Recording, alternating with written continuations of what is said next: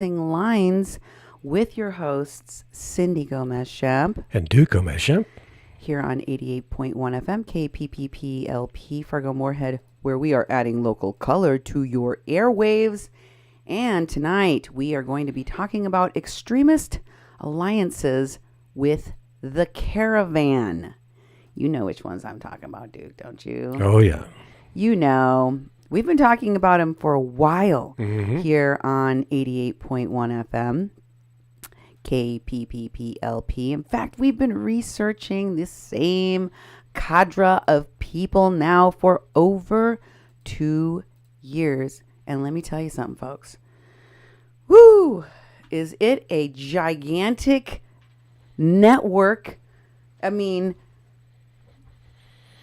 it takes one of those charts with the yarn and the tacks on the wall that the conspiracy theorists use to put it all together, because it's so vast.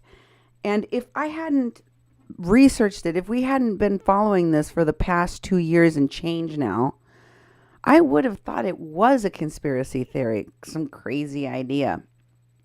But it is a vast network of people putting on a show. Oh, yeah.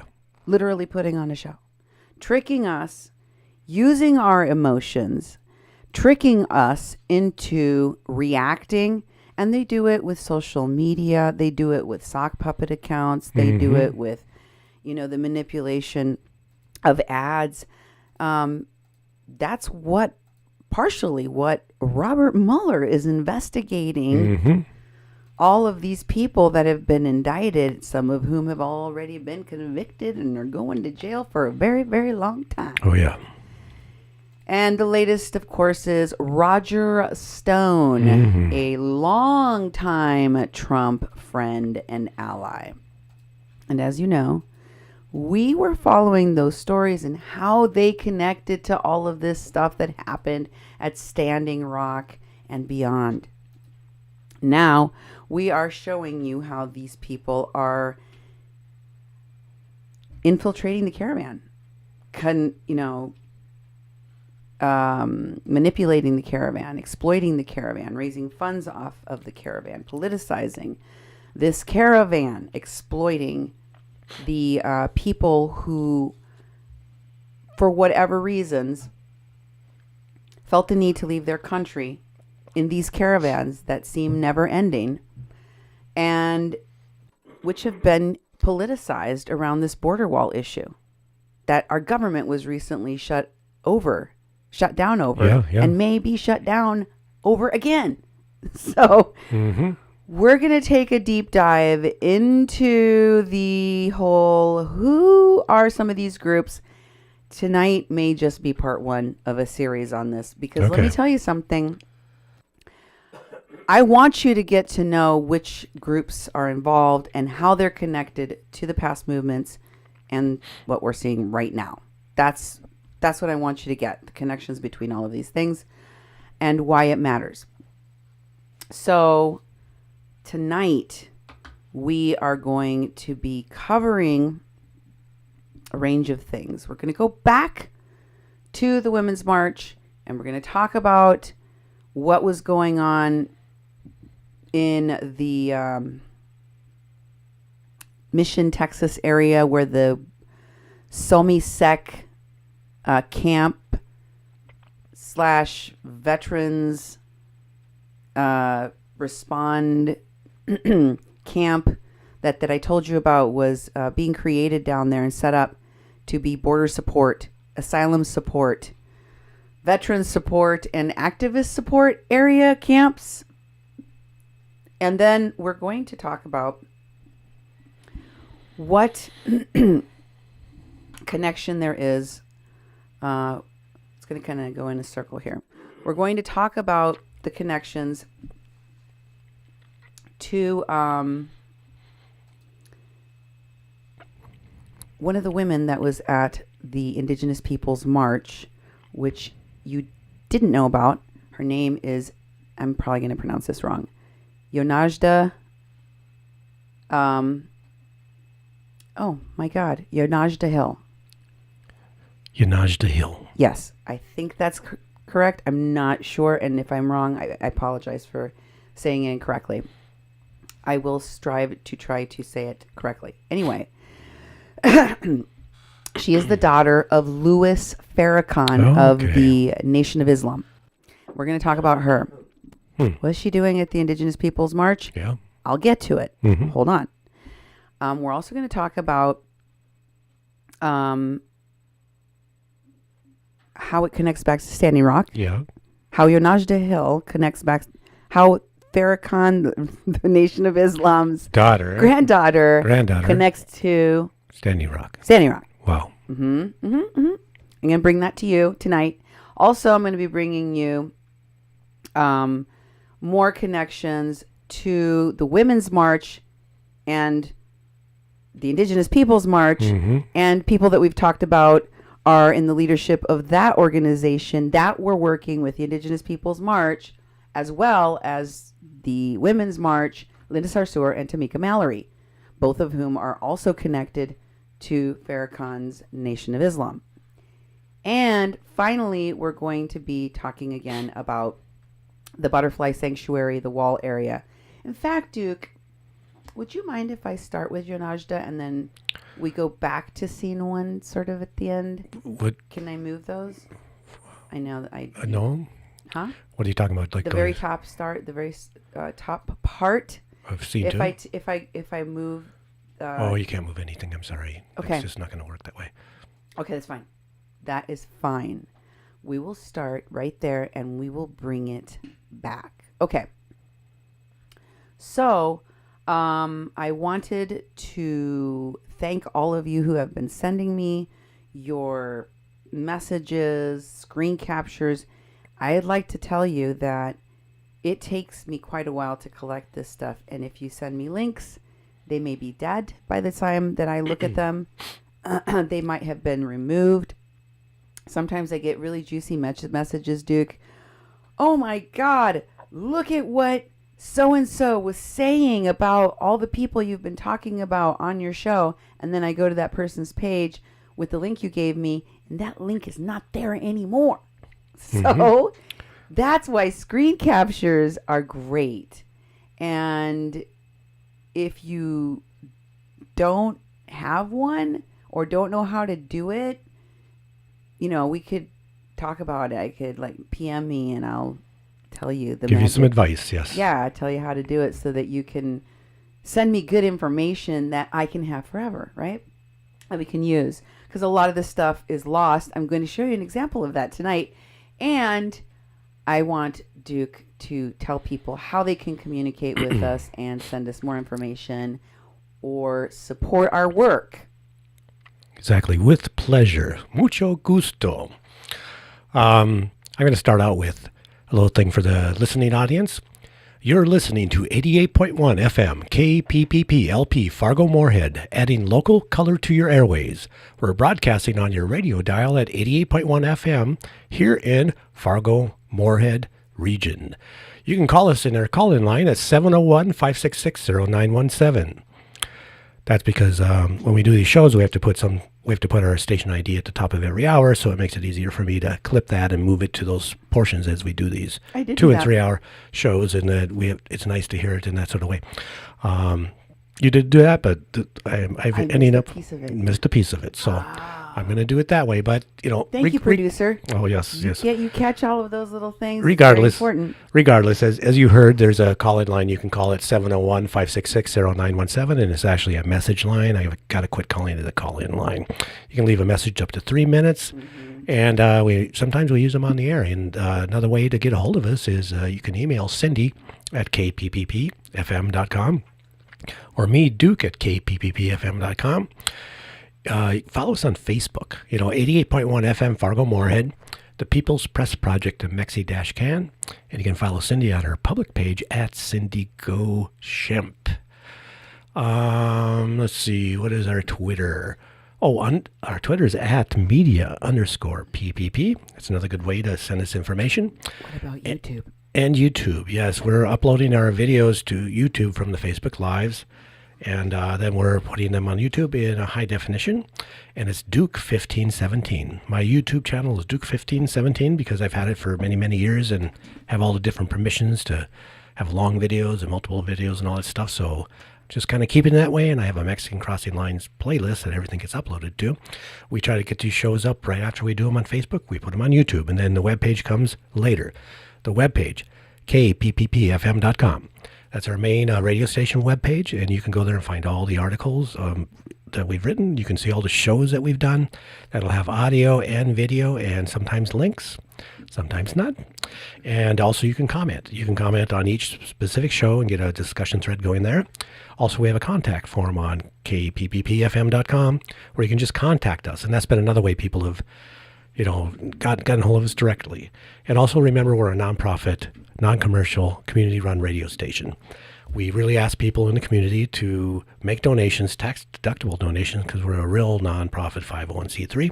And if you make a donation to our station, it helps keep us on the air, helps keep us in the ability to do Facebook live shows and to have the equipment we need to actually do the broadcasting that we need. And we're an all-volunteer organization, so your money goes directly into the operation and the maintenance of the station. You can make a donation on kpppfm.com/donate. And we appreciate all of you who have donated. One of these shows, we're going to do a donation show where we just talk about the donors, and sometimes people want to be anonymous, so I haven't done it too much because I don't know if people really want other people to know.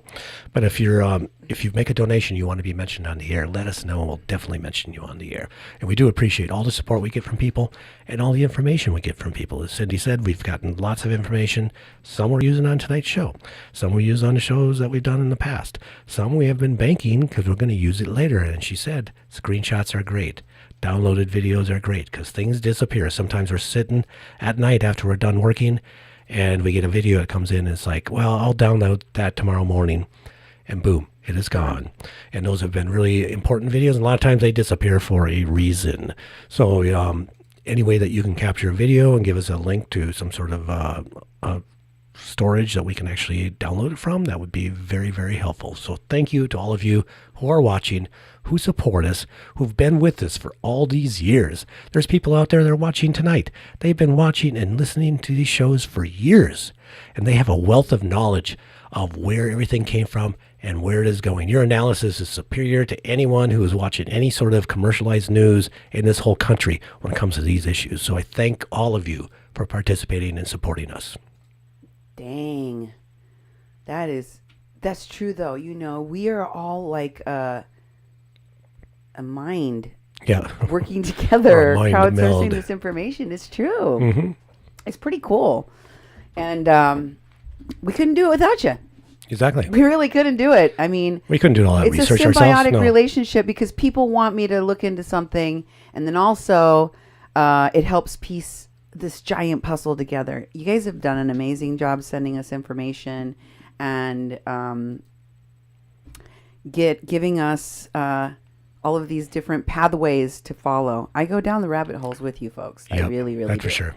So let's start with the first Butterfly Sanctuary post. Here is a post by Cindy Cochran. And from behind, it might be difficult to tell who these people are. But I would recognize that tall baseball cap wearing profile. Yeah. I can't see his scarf, but I know it's there. Mm-hmm. The like kefir, whatever it's called, kind of scarf. Okay. It's Evan Duke, that guy right there. You can tell from behind. That's Evan Duke. Yeah, definitely. The other guy wearing a round symbol on the back of his jacket, which is I think the symbol for their tribe, is the chief Juan P. Mencias of the Come Crudo Carrizo tribe that we've been talking about. You'll also notice that there are two people in that group and that lineup walking with their backs down the road, backs to the photo. All the way on the right-hand side, there's a green jacketed guy that's got one of the, kind of like screen print from Standing Rock on it. Yeah, let me make this a little bit bigger. And you can see on the other guy's jacket, almost all the way to the other side, that there is another person that has what looks like an actual screen print from Standing Rock pinned to their back, like the screen prints we have here in our office. Yeah, we have several. This is one I can grab right away from behind me. Mm-hmm. Kind of like these, right? Oh, yeah. So there are a number of these screen prints that you're going to see them. You've already seen some of them in Mexico. Yeah. You're going to keep seeing them because they're remnants of this whole Standing Rock thing. And they're using Standing Rock heavily in all this messaging. So one of the people that I've shown you is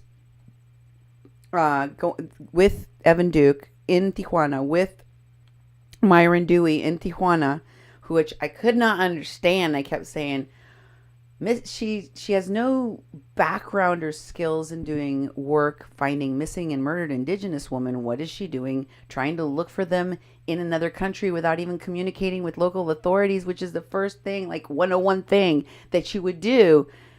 Debbie, Susie, Deborah, what's her name? Susie Desba? No, you have to start at the beginning of that whole section. You can't just jump 5 slides into it. That one right there. There we go. It's Susie Desba, a.k.a. Vanessa Dundon, the woman that got her eye supposedly, allegedly severely injured. I don't know what level of impairment she has in that eye that she claimed that happened to her. Well, it did happen to her at Standing Rock. But this is her Facebook page, and you can see right there what she looks like more recently. She also has as her cover picture a theme that she's using in new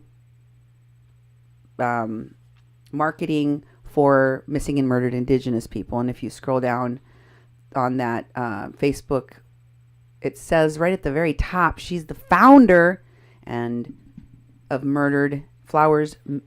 Missing Flowers, Missing Murdered Indigenous Women and Men. Thank you. I couldn't say that. I also showed you, if you will recall, please, that Jay Ponte was the person that runs the Missing and Murdered Indigenous Women, that Susie Desba's or group, whatever it's called, Missing Flowers. Yep. The person that runs that is Jay Ponte, and I showed you Jay Ponte is one of those, what do you call those, like, people, life coaches or... Yeah, inspirational speaker. Like one of those guru people. See the one that wants to give 15-minute sessions? Yeah, and he was also the one that was tagged with that Estefania Rebelon, the bilingual Mexican or Latina actress that went to Tijuana and was they raised all of this money, like tens of thousands of dollars for a school. By the way, that shelter that I told you was going to close, it's closed. There are no people there. They never built a school.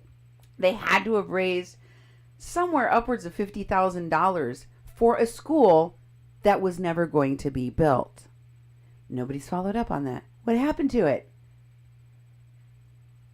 That guy runs the page with Susie Desba. And I showed you that she was in Tijuana looking for missing and murdered Indigenous women. And she was only there for like 3 days. Yeah. And all she did while she was there was hang out with Evan and all these other people talking to the Caravan. So I got questions. Then she went to Ohio with a sex worker. What's her name? Lilith Sinclair. And Brock, what was his name? Buck? Tucker. Yeah, Tucker. Brendan. Yeah, Brendan Tucker. Remember that little cadre of people that was traveling with Evan Duke? And also, I wanted to show you and remind you the last place that we saw Evan Duke was in a cemetery. Remember, they were hanging out in a cemetery, hoeing, or I don't know what. He said maybe digging up bodies. Yeah. It was really bizarre. And here are some pictures from Susie Desbos's page. Okay. Okay. And it's the sign that they put up in the cemetery. Oh, yeah, I remember that. The pictures, go back and watch the show I showed you. I'm like, why are they like standing next to this sign? I thought, is that a new sign? Did they make that sign? They made it right there. They here's made proof. it. Here's the evidence of it. This is from Susie Desbos's page. So there was no sign that said Veterans Cemetery with this Native American medicine wheel on it and the feathers and all that. That wasn't there. They're gonna turn it into a Native American bones cemetery, a Native American ancestor cemetery, because protecting sacred sites and the remains of indigenous people, like, you're not supposed to touch them. Like, there are laws in this country. Duke, tell them about them laws about leaving things in situ. Oh, the antiquity laws. Yeah. You know, as you probably remember, I have a past in anthropology, and I had a physical anthropology focus, which is archaeology, and worked in a lab for several years as well as out in the field, and I learned a lot when it came to disturbing human remains. That it was especially in the state of Minnesota, North Dakota not so much, but in the state of Minnesota, many states like Minnesota, it was you couldn't dig up bones. You had to directly contact the tribes. The tribes would decide what to do. You had, not the work we did, but archaeology is used in construction. And construction archaeologists are the sellouts of archaeologists because they go to work for the big bridge making companies, highway companies. And when they start disturbing ancient sites, they have to stop their work, and they lose millions of dollars until they actually do a dig and pull everything out. When it comes to human remains, I mean, there has to be a lot more done than just dig. You're disturbing graves, and there's been reburials. There's been all sorts of coordination with tribes in Minnesota to put the bones back that were disturbed, and so. When it comes to this wall and stuff, one of the things they're doing down there is that it's going to disturb these cemeteries. And it's like, I don't know what the antiquity laws are in, where are they, in New Mexico or Texas? They're in Texas, right? And I'm not sure what the laws are there, but it's really disrespectful, and it's illegal to be disturbing sites. It depends if you have a good state archaeologist and all the other people there, but people can get paid off, if you know what I mean. So that's kind of the focus of them putting that in there, and to start authenticating this as a historic site, and these are human remains. You can't just bulldoze them over and build a wall on top of them. There are two very sacred things, especially to Americans, that you do not touch. Is a big no-no. Native American graves and veterans' graves. Oh yeah. I mean, Native American burial sites are almost always the reason why a house is haunted in the movies, right? So you do not mess with it.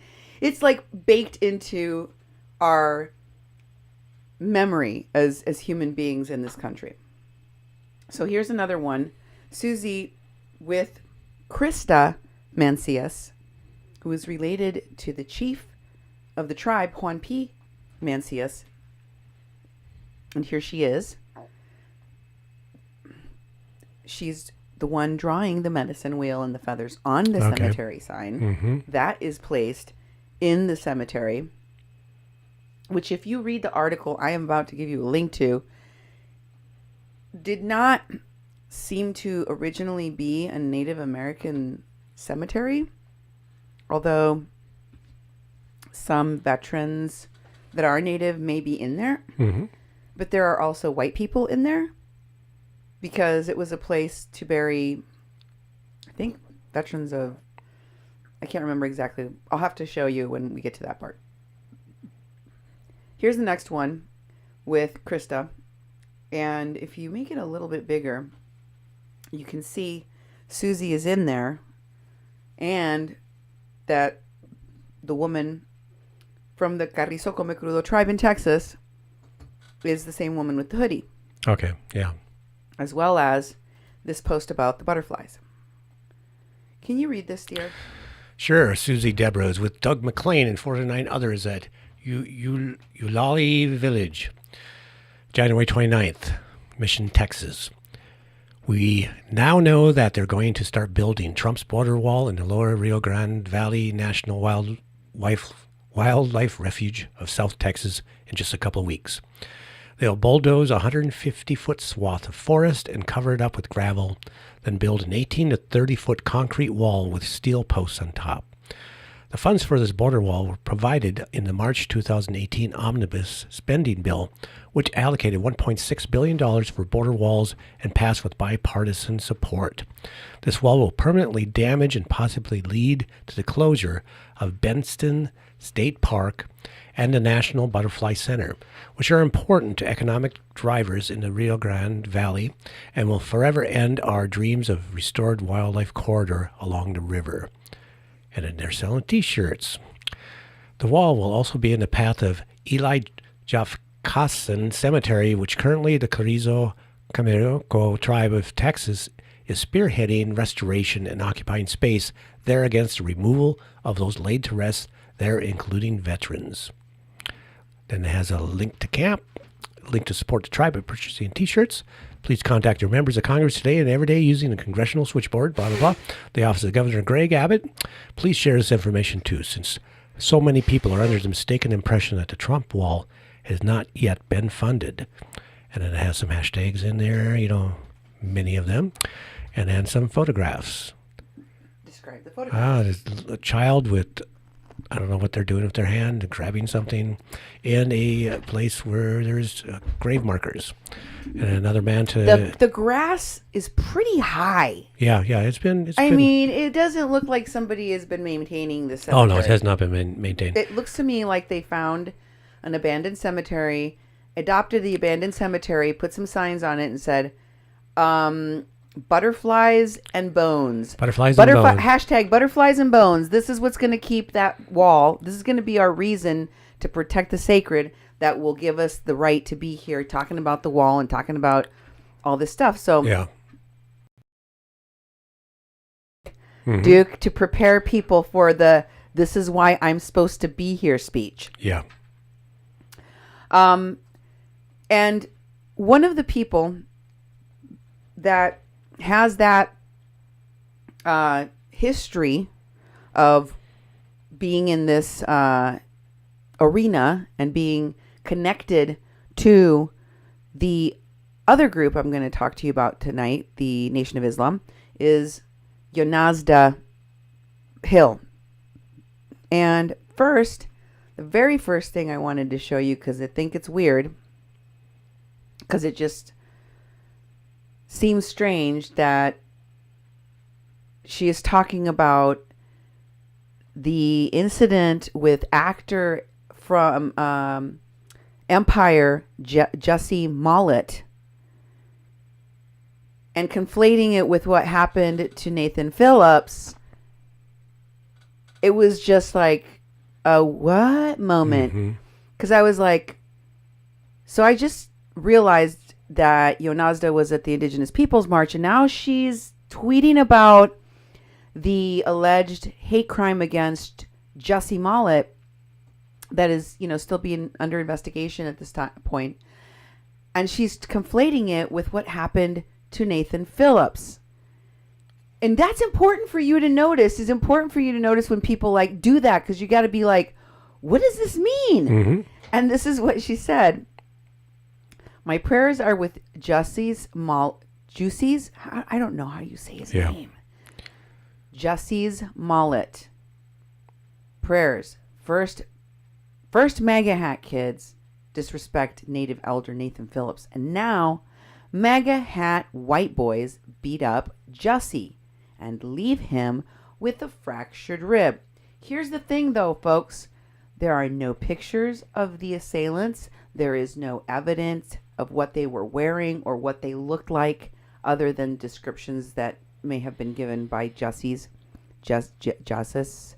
I don't know how he says his name. Mr. Mollett. Because they haven't been able to find any footage of the incident yet from the sort of affluent neighborhood in which he lives and which he was.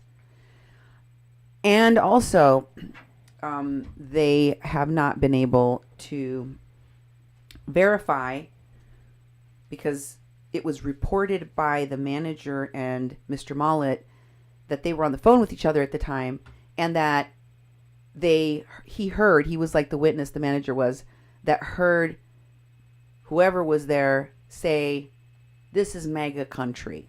That's literally like the only indicator that they may have been wearing MAGA hats and or may have been MAGA people, Trump supporters. So it's interesting that she would say it like, we know for sure that there's like MAGA hat wearing guys, that there's evidence of them, there's pictures or video of them doing this to Jussie Smollett, because there isn't. So I just think that it was kind of a jumping the gun moment. Yeah. And then I see Chase Iron Eyes doing it, and I'm like, this is curious. The organizer of the march was saying this stuff about Jussie Smollett. Oh, it's Jussie Smollett. Okay. That's what it is. They didn't put a space in the right place. I see. I was so confused. Okay. See? Oh, I see. Yep. Jussie Smollett. Yep. There was no space. All right. Excuse me. I apologize. Apologize for my mistake. So, Chase Iron Eyes posts, the hashtag MAGA machine starts its spin. And he's talking about an NBC tweet that reads, Empire actor Jussie Smollett has refused to turn over his cell phone to detectives who are investigating the alleged attack that sent him to the hospital earlier this week, Chicago police said Thursday. And the headline is, Chicago police say Empire actor Jussie Smollett refuses to hand over cell phone to them. Also, I believe that article said the manager had not turned over that information either. Yeah, that's true. Neither of them. I will say today, Mr. Smollett put out a press release saying that he's cooperating with the police and that the investigation continues. All of that just to point out this weird idiosyncrasy between people that were recently all in favor and protective of the Nathan Phillips story, which we know is full of holes, like Swiss cheese full. Oh, yeah. And then we have the Jussie Smollett video. I'm not going to play any of it because I'm done with that mess. Oh, yeah. Nobody's got time for that. Mm-hmm. So let me just tell you what the link is so you can go watch it for yourselves if you want to see this new Jussie Smollett video. But I will show you one interesting shot from this where they're talking about Standing Rock and Flint. But they didn't just talk about Standing Rock and Flint. Oh, yeah. They talked about like pro-Palestinian stuff. They were talking about all of the things that, have been transpiring almost like it's the soundtrack of everything that we've been covering. Yeah. Right now. Okay. Like recently. Like in this show even. Like if you could turn today's show into a song... That would be the song. This would be the song. And it was just remarkable to me. And I'm like,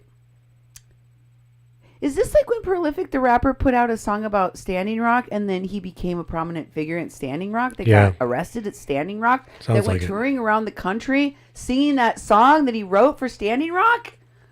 Or like the time when Russell Means' son, Natiani Means, went to Standing Rock, got put in the movie Awake, got caught up in the dog attacks, got involved in all of these events that happened at Standing Rock, and then ended up doing a tour, rapping all around the world, and all of these things that, elevated his profile.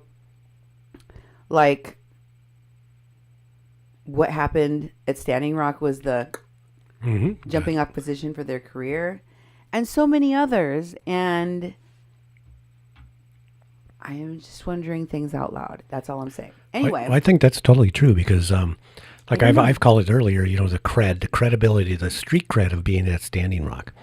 That, and I talked about this, actually years ago, because it was like we started seeing these people that would just rise in notoriety on YouTube and on Facebook Lives, had big GoFundMes and stuff, and then you had all these people that they would clarify whether they were at Standing Rock or not.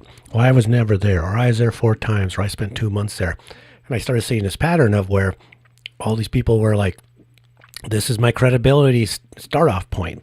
And it's being ramped up right now. I mean, you're seeing all sorts of people that are using that as their standpoint of why they have something to say. They have something to contribute. They are doing things. In fact, that one of the articles you're going to show is that talks about in Texas that they have Standing Rock activists that have shown up to be part of this action.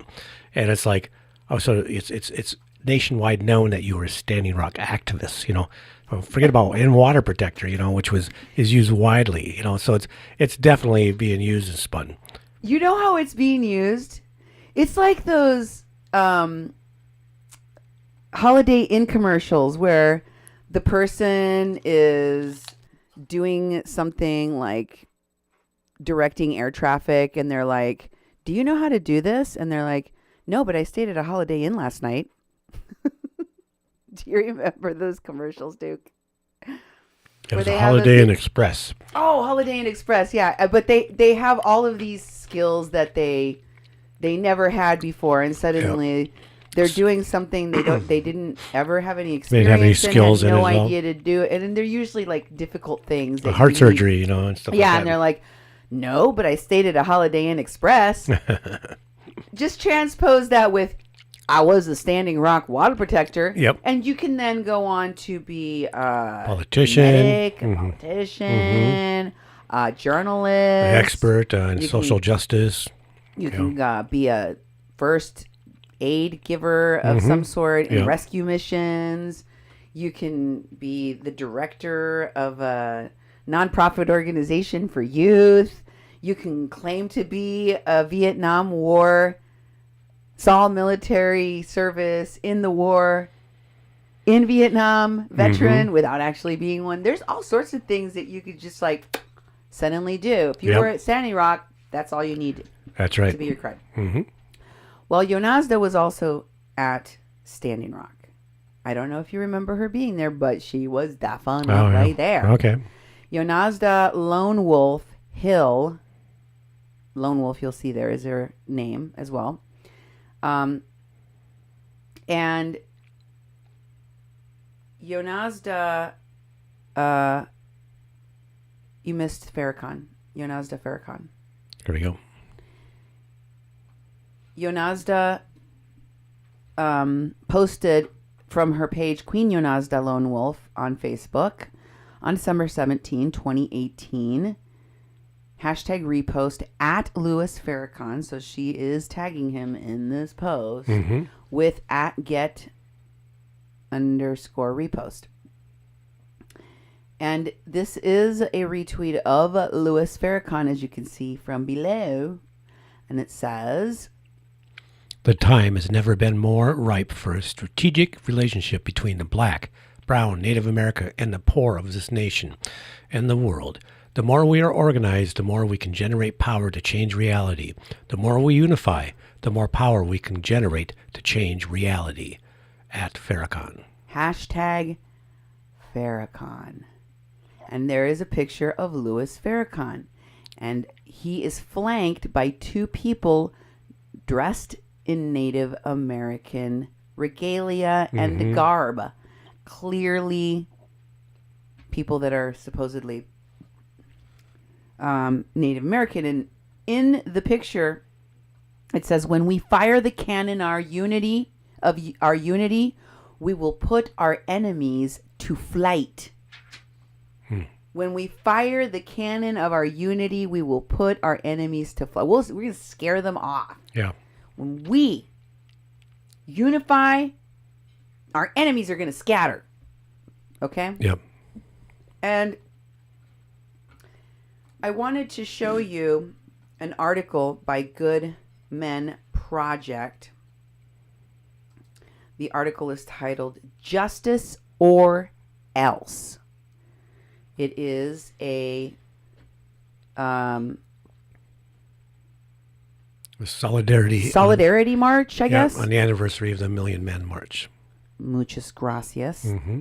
And it is written by Ellison McKnight, and it says on October 16,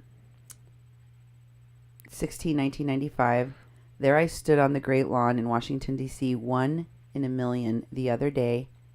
I did it again.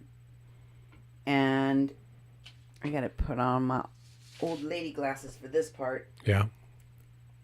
You want to... I don't... Where are you at on it? It's too small for you too? Oh, I can see it from here without my glasses on your screen. So, keep scrolling. This is on the 20th anniversary of the Million Man March, I guess. Keep going. More. Stop. After making my way through security, I met up with a Native American sister, a friend of mine from California. We both walked over to the teepees that the location designated as a meetup spot for Native Americans. 2 days prior, I had met many of Native brothers who had traveled as far California, Oklahoma, and Seattle to represent their respective tribes. Somebody didn't edit this very well. They had arrived early in blessed ground and set up teepees. There was morning prayer to kick off the gathering. Many of the Native people made their way to an area for grand entry. There were people representing many tribes: Lakotas, Seminoles, Wampanoag, Shinnecox, Blackfeet, and Muskogees, etc. Their complexion and looks varied from dark to light. It didn't matter. We were all one.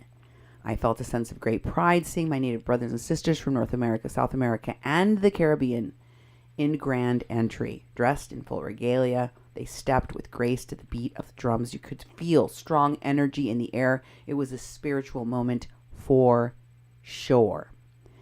By now, the crowd had grown to a couple thousand people, and looked down from the Capitol. You could see more people fill the lawn in the distance.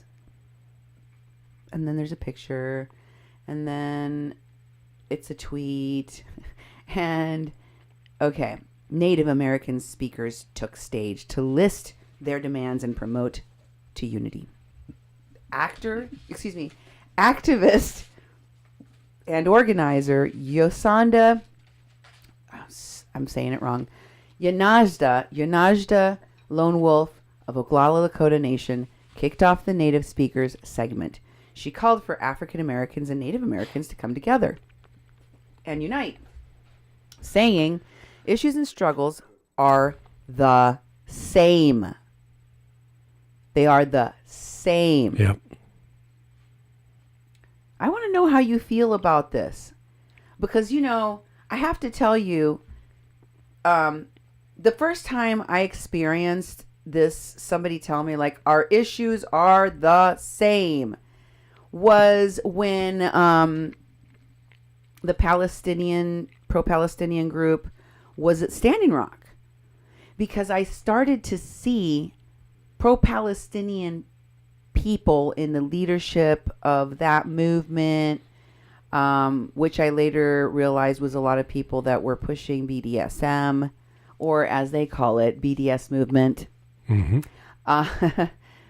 And not to be mixed up with the sexual proclivity. I'm talking about this black, not blackmail, black list? No. Divest, sanction. Mm-hmm. What is it when you don't purchase something from someone anymore? What's that word? Boycott. Boycott. Dang it. boycott, divestment, and now I forgot the last one. Yeah, you've mentioned it before. Just go back and look at our other shows. BDS movement. Yeah. Mm-hmm. That's the one anyway. And for me, when they started to kind of rub me the wrong way was when they started saying that the wall in the Gaza Strip, the wall in Israel that separates Palestinians from Israel, is the same as the southern border wall, and that the issues are the same. And I'm like, nope, that's not true. Why would you conflate those two things? They're very, very different. Mm-hmm. And by doing so, you erase how distinctly different our issues are in Mexico, in Central America, in the Americas, in Latin America. You are erasing us and the issues, and by conflating them with what's happening in Palestine. And these issues are so broad. How dare you smash them on top of each other so you can't see them no more? And then somebody's going to get some kind of preference or more visibility in all of this, and somebody's going to get drowned out and forgotten or ignored in all of this. You can't just mix all of it together and call it the same. No. Those are just my opinions. I'd love to hear yours, though. Well, I think you're totally correct. They would have been better off doing the Berlin Wall, because that was right down the middle of a German community that split them in half. But the Berlin Wall isn't there anymore. So they can't use that. They have to use something like the Palestinians and Israeli conflict, which is, pretty much a forever conflict.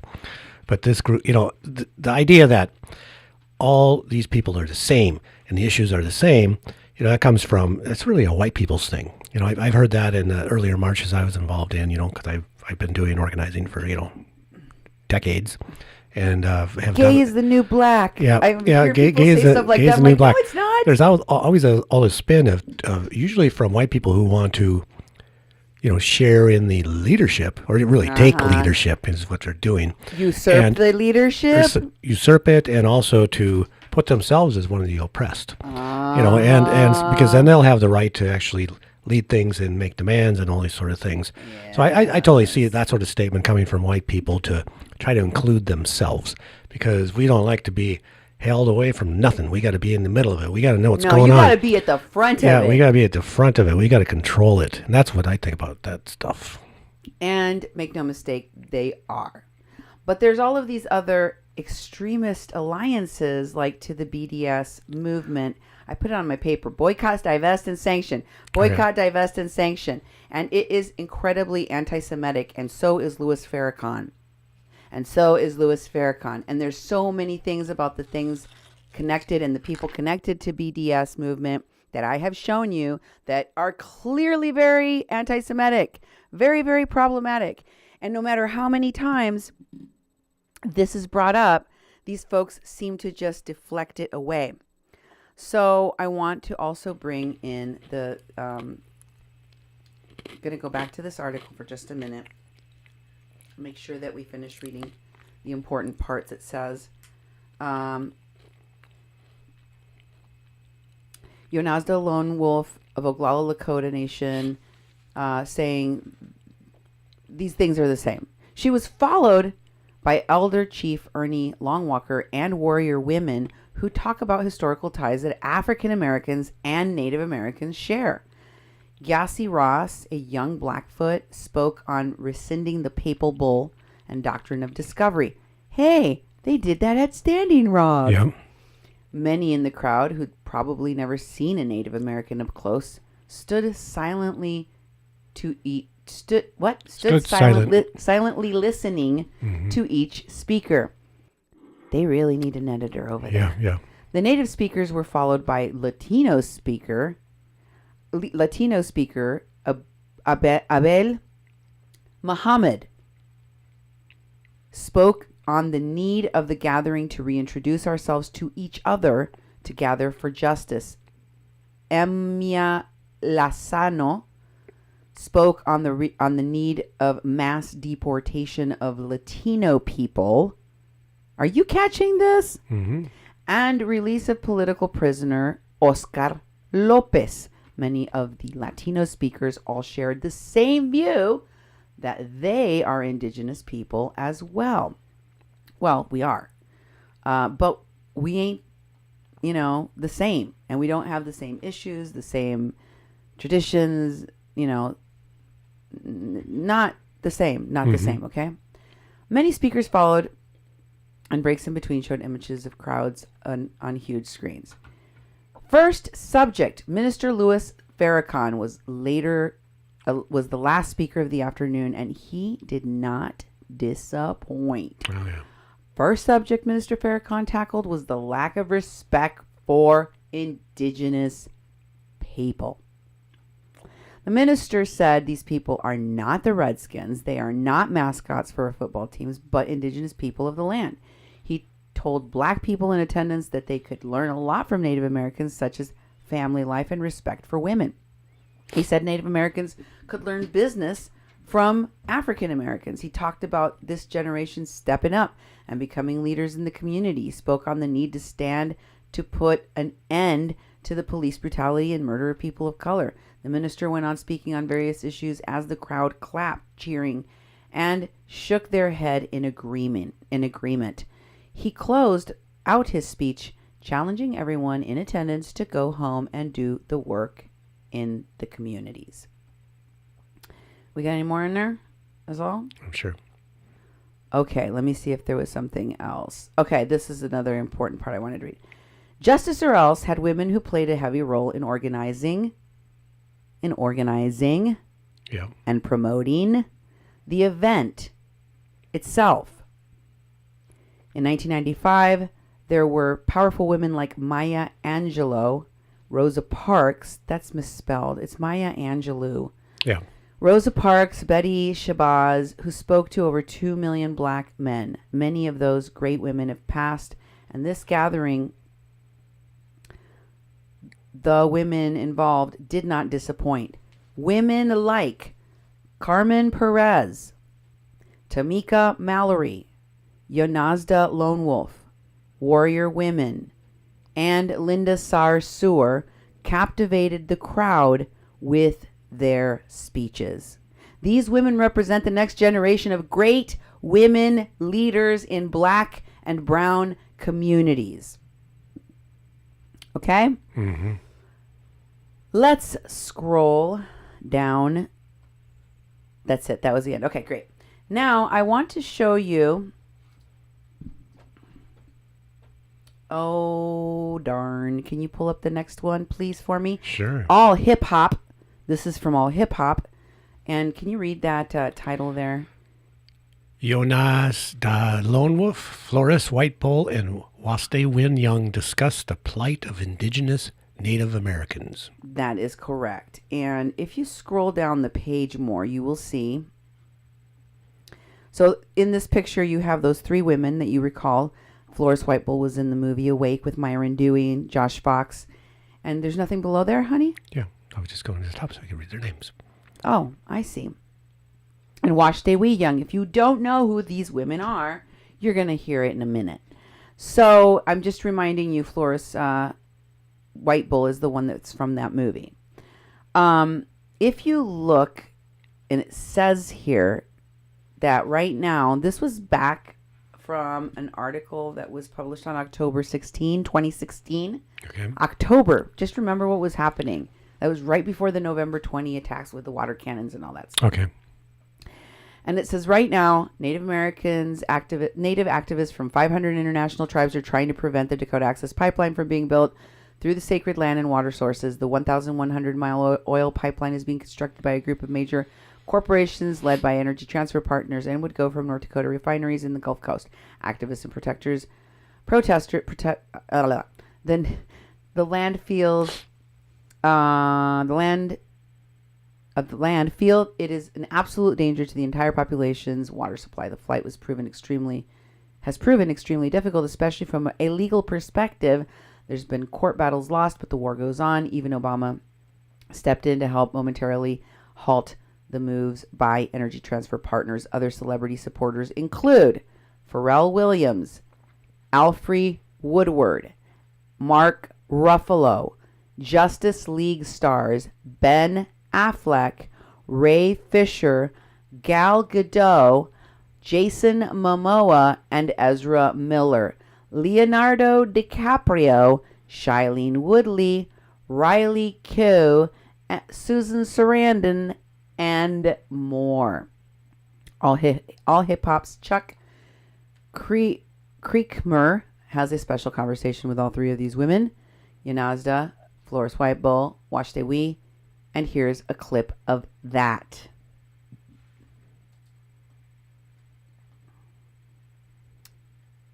We'll share this on. First of all, tell me, everybody in all hip hop's community, who you guys are and what you're here for. My name is Yanaja Halonwolf. I am a proud Ogallala Lakota Native American and African American woman. And we are here to bring awareness of the plight of Indigenous people. Over 500 years, as myself representing two great nations, our commonality, our oppressor is the same. And our injustices and everything that we deal with is the same as a Native, Africans, I always say so-called Latino, Spanish-speaking Indigenous, and just the oppressed people of the world. So today is Indigenous Peoples Day, 10/10, and we do not celebrate Columbus Day. So we are here to bring awareness on Indigenous people of today, as well as what's happening all across the nation. Okay. And can the rest of you announce your presence? My name is Flores Whitebull from the Standing Rock Nation, and I am also here to speak on behalf of my people and Indigenous peoples and bring awareness to the issues as well as education. Right, okay. My name is Washdewi Young, and I'm also from the Standing Rock Nation, and I am here to educate people and let them know about the struggles at home, and also build new alliances with people so that we can stand together, because our people have a lot more in common than not. Now, you guys, how did you all come together? How did you all come together as one? When did you meet, and how did this alliance form?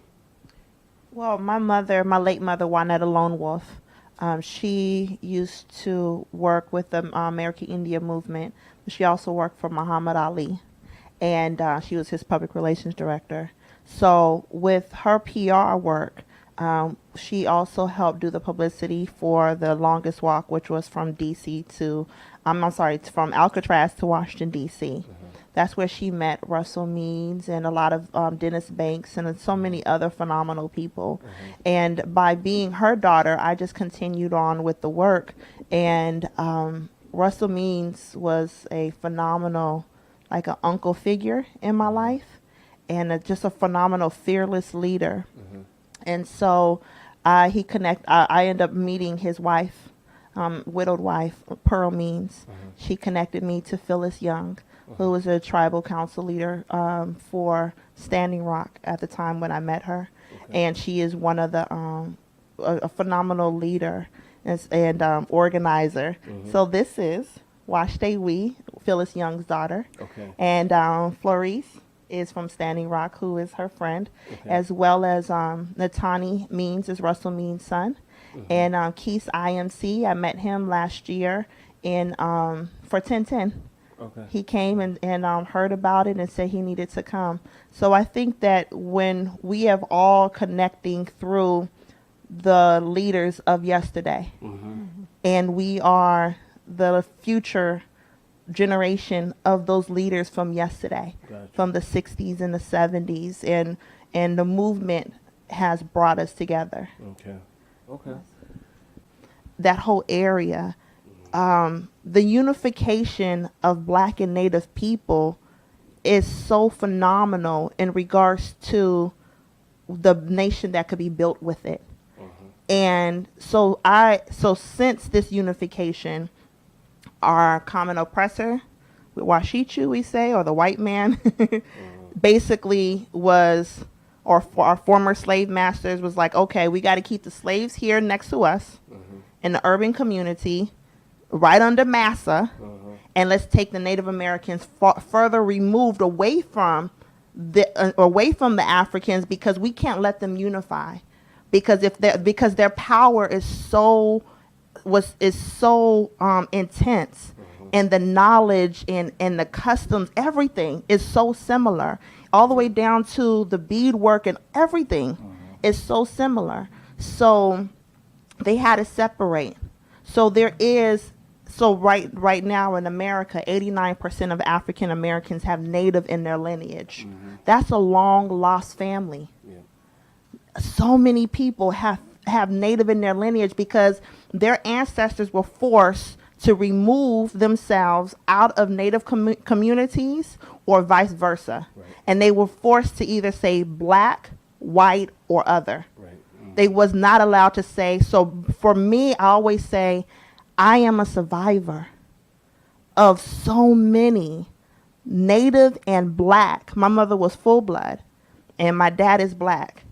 And to say that I'm proud to be that, because so many of my ancestors that were of two was not able to say that. They were either killed or they were saying you have to choose what you look like.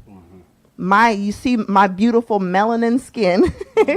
I'm proud to say that I'm Native American and black, because I know what my ancestors fought so hard in that unification to happen for me to be here. So why is it important today? Well, that unification has to happen again. We're at war. You heard my sisters say, they said that they are, when we was up there, and I spoke to you, Chuck, they had their dogs out. They have what are those things? Drones putting tear gas all on everybody, or whatever, some type of yellow substance on people. They have militarized police up there. Now we know in this past 2 years, 3 years, we know what militarized police look like. Well, those that have that type of training on how to deal with that, we need to go to Standing Rock. This unification has to happen. And it's not because we say Black Lives Matter. Yes, our life matters. Native lives matter. Yes, Native lives matter. But right now, that unification has to happen, because our life will not matter without water. They are attacking our water. This is not just Native Americans are just, they're just dealing with environmental injustice. This system has, these people have constantly tried to separate us, saying, okay, racism or police brutality is just a black thing. Latino immigration is just a Latino thing. Environmental injustice is just a Native thing. They try to separate it, but it's all the same. We all are all affected by it.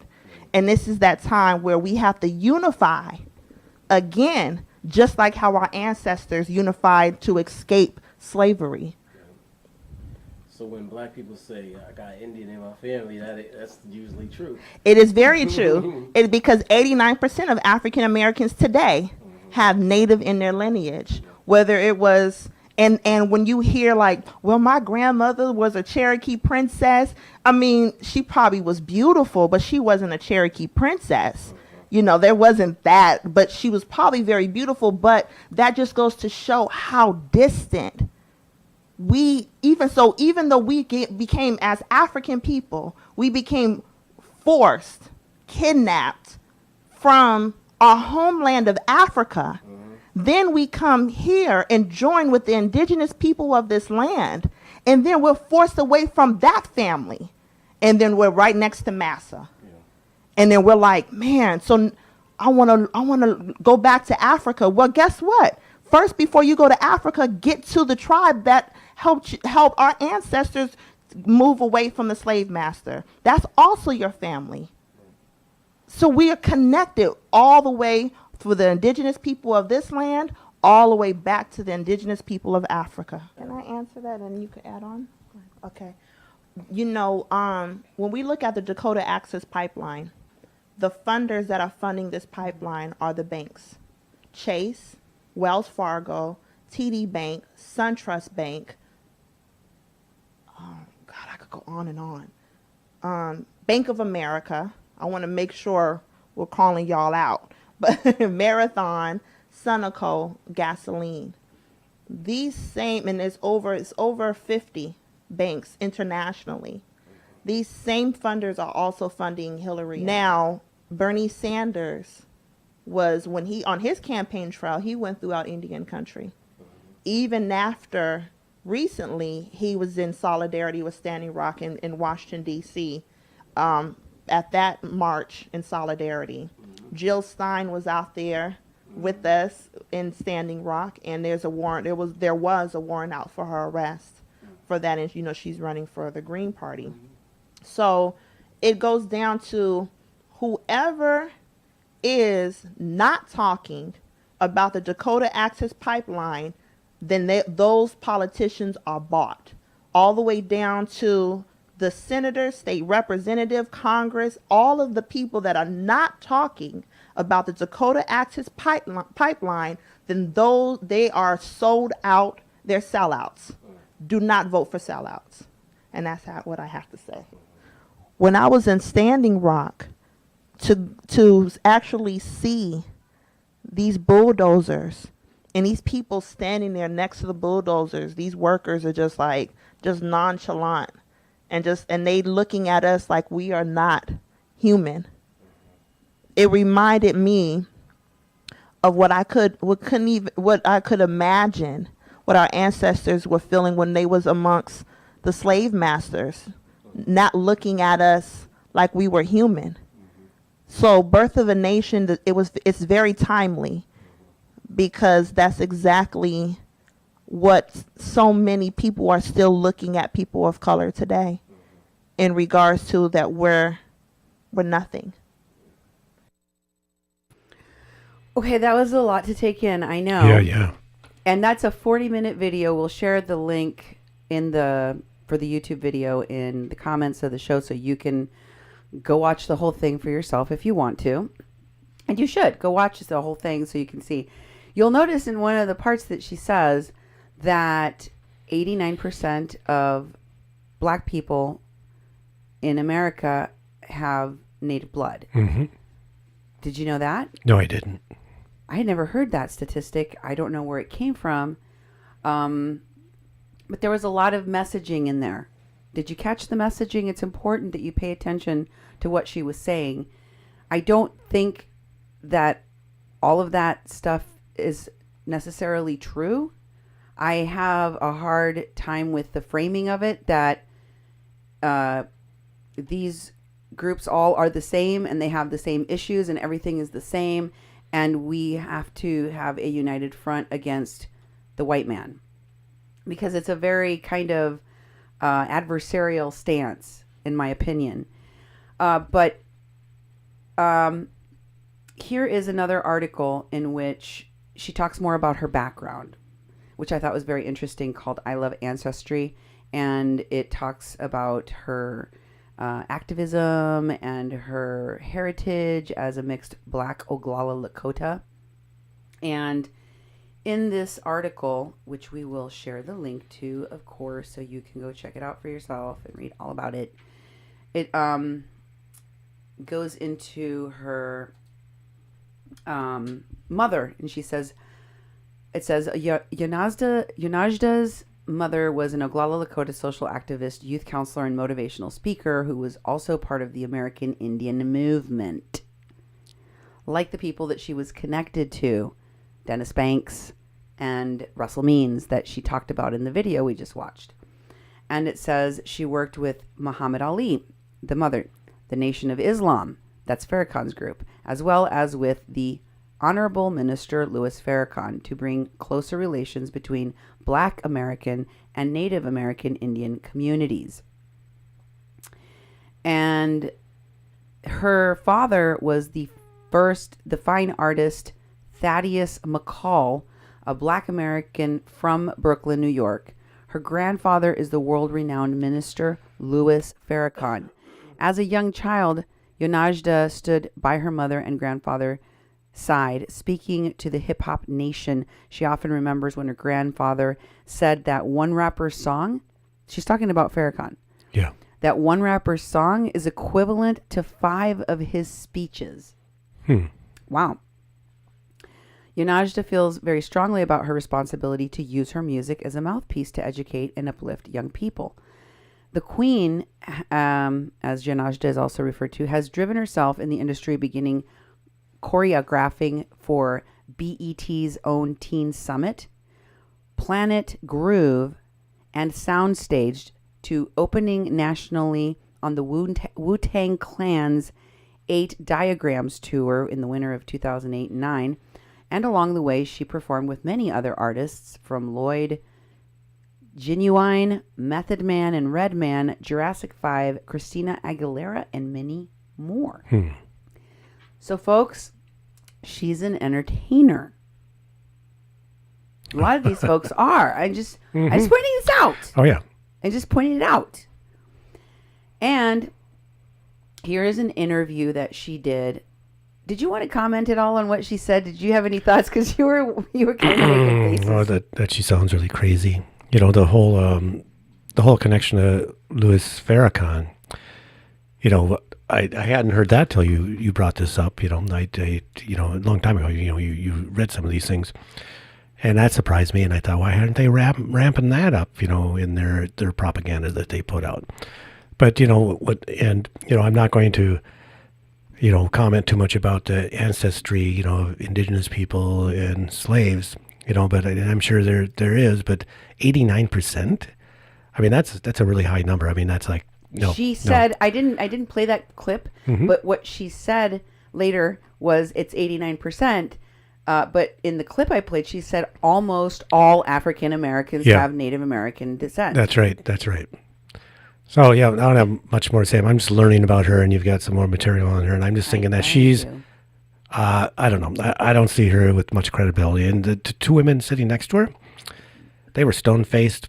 They weren't nodding. They weren't, like, looking at her. They were just looking straight ahead, and I thought, well, they look like they don't even want to be there. The camera. They looked like they were looking the other way. Yeah, they weren't, they looked like they did not want to be there sitting next to her for that interview. That's what I can say.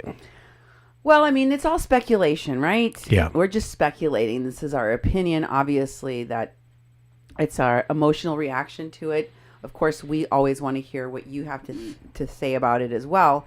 But I wanted to share another clip. This one's really short. Right. From the Breakfast Club radio program where Yonajda was interviewed. Here's that clip. I read in Mother Jones magazine, it says Native Americans are more likely than most other racial groups to be killed by police. Is that true? Yes, well, because our population. You make up just 0.8% of the population. Yes. Mm-hmm. And the victims are 1.9% of police killings. Why people don't talk about that more? Because a lot of people don't even think Native Americans are alive. That is a fact. A lot of people don't even, we're out of sight, out of mind. We're out in reservations, concentration camps. We are far away from the city. And they did that they did that purposely because they wanted the African slaves to be close to Massa and the natives to be away. Is it because they don't want you to tell your story? Is there anybody in your family, like a grandmother, great-grandmother, your mom, God bless the dead, that would tell you the horrors of the genocide they faced? Yes. As a matter of fact, I was the only girl born during the American Indian Movement longest walk. It was a walk in I'm telling my age, but 1977 to 1978, and from Alcatraz, San Francisco to Washington, D.C. And it was a fight to demand justice and everything that was happening then. And so I grew up in knowing who I am. I was raised into a huge movement, a huge protest. A huge movement. She was born into it. Yeah. She was just born into it. And a lot of these folks have those ties to the American Indian movement. This is the first one I found that links the American Indian movement with the Nation of Islam. But there it is, right? And I want to remind folks that says she's from Pine Ridge, South Dakota in this YouTube video. And by the way, I'm sharing the links to the full videos, so I'm just taking clips of these to illustrate some points. Mm-hmm. You can go watch the whole thing. This one comes from her page, I think, or her YouTube, where she's going home to Pine Ridge, and she talks about the similarities of Islamic worship and Native American worship. Some pretty interesting things. And then they're talking to the youth and they're advising the youth. Take a listen for yourself. We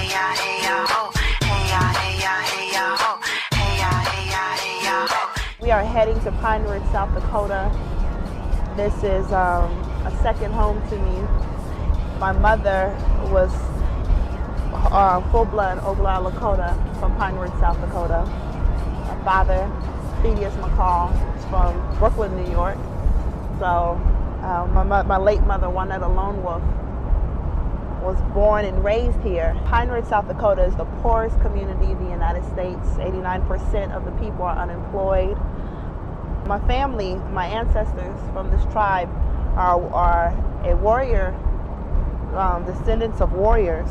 Crazy Horse, Sitting Bull, Red Cloud are all from my tribe, the Lakota Nation.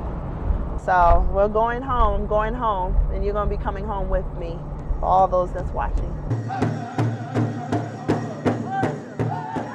The Sundance ceremony, the Inipi, they all surround around a woman. You know, in the Nation of Islam teachings, it says no nation can rise no higher than this woman. So in Lakota tradition, the woman is exalted, you know, which is something that in urban America could learn a lot from, that the woman is on a pedestal, and all the ceremonies all surround around the strength, the pain, the joys, the cries, everything around the woman.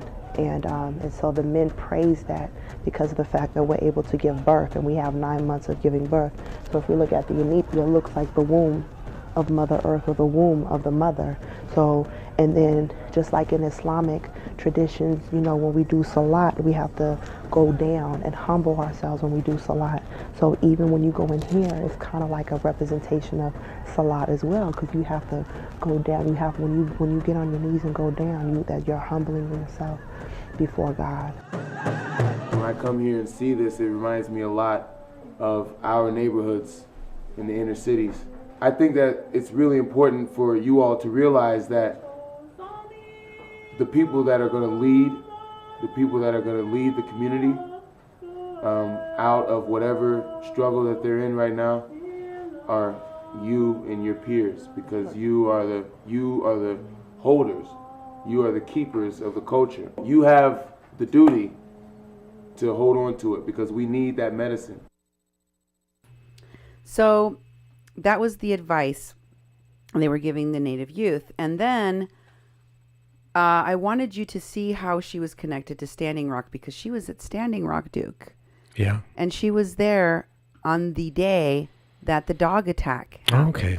Wow. And in fact, it was like she was one of the very first. Do you remember that one of the first things that you see in the videos of the dog attack incident, was it September 3rd, I think, was that there was a woman who was out in the field already. Yeah. And you could see her from far away, and she had a long dress on. And then all of a sudden, people started running over there where she was. Yeah. And then somebody went over there, and security person went down to the ground, or knocked somebody other than her down to the ground. I believe it was a security guard that tackled somebody. But anyway, that first woman out there was Janashta. Wow. Yeah. It was Farrakhan's granddaughter. Kind of kicked off the whole thing. And here is a clip of the Democracy Now! Reporting of Amy Goodman's reporting on this event, and I want you to look for two things. One, Yanajda, which you will see, and then two, this little boy that's with her, that's right next to her. You'll see him drumming next to her, and then you will see him out there where the dog attacks occur, okay? Pay close attention. We'll share the full Democracy exclusive report on the Dakota Access Pipeline with our audience so you can watch the whole thing with yourself. Also, pay attention to how many of the other people that we're talking about in the leadership and organization of a lot of what we've been showing you show up in this film. Here it is. Native Americans with dogs and pepper spray as they resisted the $3.8 billion pipeline's construction. If completed, the Dakota Access Pipeline would carry about 500,000 barrels of crude per day from North Dakota's Bakken oil field to Illinois, where it would meet up with an existing pipeline that would carry the oil all the way down to Texas. The pipelines face months of resistance from the Standing Rock Sioux tribe and members of nearly 100 more tribes from across the U.S. and Canada. The Standing Rock Sioux tribe has also sued the U.S. government over the pipeline's construction. On Friday, lawyers for the tribe filed documents showing how the very land where Dakota Access would bulldoze Saturday was, in fact, a tribal burial site. On Sunday, more than 500 people marched back to the construction site and held a prayer mourning the destruction of their ancestors' graves. Today, a federal judge in Washington, D.C. will decide whether to grant a temporary restraining order prohibiting further construction of the Dakota Access Pipeline in the area near the Standing Rock Sioux Reservation until the same judge rules on an injunction in the tribe's lawsuit against the U.S. government, which is expected by Friday. Well, Democracy Now! Was on the ground Saturday. We bring you this exclusive report. Criminals! You guys are criminals! Go get your money somewhere else! We're standing at the construction site of the Dakota Access Pipeline. It looks like there are at least 3 bulldozers that are, to people's surprise at this moment, actually bulldozing the land. There's a helicopter above, there's security here, and hundreds of people have been marching up when they heard that the construction site is actually active right now. And we're filming them in return. Come on, guys! We gotta stop this! Why are we standing and watching? Yanajda, there's your son. People have gone through the fence, men, women, and children. The bulldozers are still going, and they're yelling at the men in hard hats. One man in hard hat threw one of the protesters down. Did you catch all of that? Yeah. There was a lot going on. Mm-hmm. Okay, now I'm going to show you some things, some still photos from the video so you can pick out other people you might have missed, okay? Here is one of Natiani Means, the son of Russell Means. He's right behind Amy Goodman. There he is.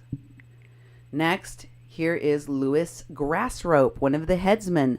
One of the very headsmen, along with Menape Lemaire, who I've shown you was also at the Indigenous Peoples March, was the people that decided that Kathleen Bennett needed to be removed from the camp and that her mother needed to be taken away from her and that Kathleen Bennett needed to be jailed. This is one of the people that made that decision. Louis Grassrope. He was there too. And recently, y'all sent me this Intercept article, and this Intercept article was about the MAGA hat-wearing kids and from Covington Catholic School that we've been talking about in this staged for media event by these actors and entertainers. Do you notice that Yanajda mentioned that she also met Keezy MC? Mm-hmm. The same guy that was the second drummer, Marcus Frejo, next to Nathan Phillips? Yeah. Yeah, that DJ, Keezy MC, she knows him. She's friends with him too. Right? Yeah. And she mentioned Natiani Means that she met, and he's there, and Yanajda's there. really lucky that they just end up at the same place at the same time, right when there's clashes that are violent or something happens that is very media worthy and it becomes national news or international news. Really lucky people, I guess. Yeah. And so this article by Nick Estes, you can see right there, was published on January 24th, right after the Indigenous People of March. The headline reading, "Portraying the MAGA teens as victims is an extension of Native American erasure." He might as well have said genocide, because he's basically conflating the two. And it's interesting because if you read the article, he kind of speaks in these generalizations and platitudes about what's happened to Native Americans, all of which are very real, all of which are very honest, but ignores the details of the manipulation of the media and the people that were conveniently all together at the same time in the same place at this event between Nathan Phillips and the Covington Catholics kids. And then I saw this post by Nick Estes with Louis Grassrope that was just recently posted on January 28th. And what does it say, Duke? Nick Estes. It was great to do the first reading of Our History is the Future at the LNI in Rapid City as part of the Oak Lake Writers Society winter meeting. An elder in the audience from Standing Rock pulled me aside afterwards and told me a really powerful story that confirmed many of the stories we know as Ko Wikasa about the Mini Sose, the Missouri River. Another story for another time. I'll be doing more talks back home, but here are the ones I have scheduled in the spring. Our History is the Future book tour dates, February 7th, AISA, University of New Mexico, with John Little, Clemente Mini, Bordeaux, Elsie Boxer, Sarah Sunshine, and Louis Grassrope in Albuquerque, New Mexico. Yeah, that's it. So, interestingly, these folks are all connected. It looks to you like, oh, look, another Native American from the Lower Brule tribe is weighing in on this, and he has a different take on this. It's completely separate, but not really. Like they have an immense network of people that all either conveniently ignore some of these very disturbing facts about what we've shown you, or are just towing the line for propaganda's sake. And that's what it feels like to me. But of course, that's just my opinion. I am presenting the evidence to you as I'm seeing it, as I am researching it, and giving you the opportunity to make your own. Here is another person that appeared in the Democracy Now! Video from the Indigenous Environmental Network. It's Candy Mossett, now Candy White. And here is a picture of Yonaz, who I believe is Yonazda's son from that video. Here she is in a post she made on her page about a service she went to with a pastor in 2019. Yeah, No, 2018. 2018, December 2018. And the little boy there looks very much like about the size and age of the little boy that was in that video with her. Oh, yeah. I can see that. So, next I wanted to show you a post that she made about Colin Kaepernick. Don't you remember he donated a bunch of money to Standing Rock? Oh, that's right, yeah. Colin Kaepernick? Mm-hmm. Okay, what do you say? Can you read this one for me? I sure can. Queen Yonazda Lone Wolf. History is what you make it.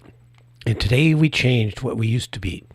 Great sit down with Jermarine Dupree, my Sonny General, I Am City, Attorney Griggs, Queen Yasanda, and the mothers of the movement, Nick Thomas Mom, Robin Sanmoteria. Communication is key with our community. We set aside our differences and come up with a solution all stem from a misunderstanding. Go follow Shutdown Super Bowl 53.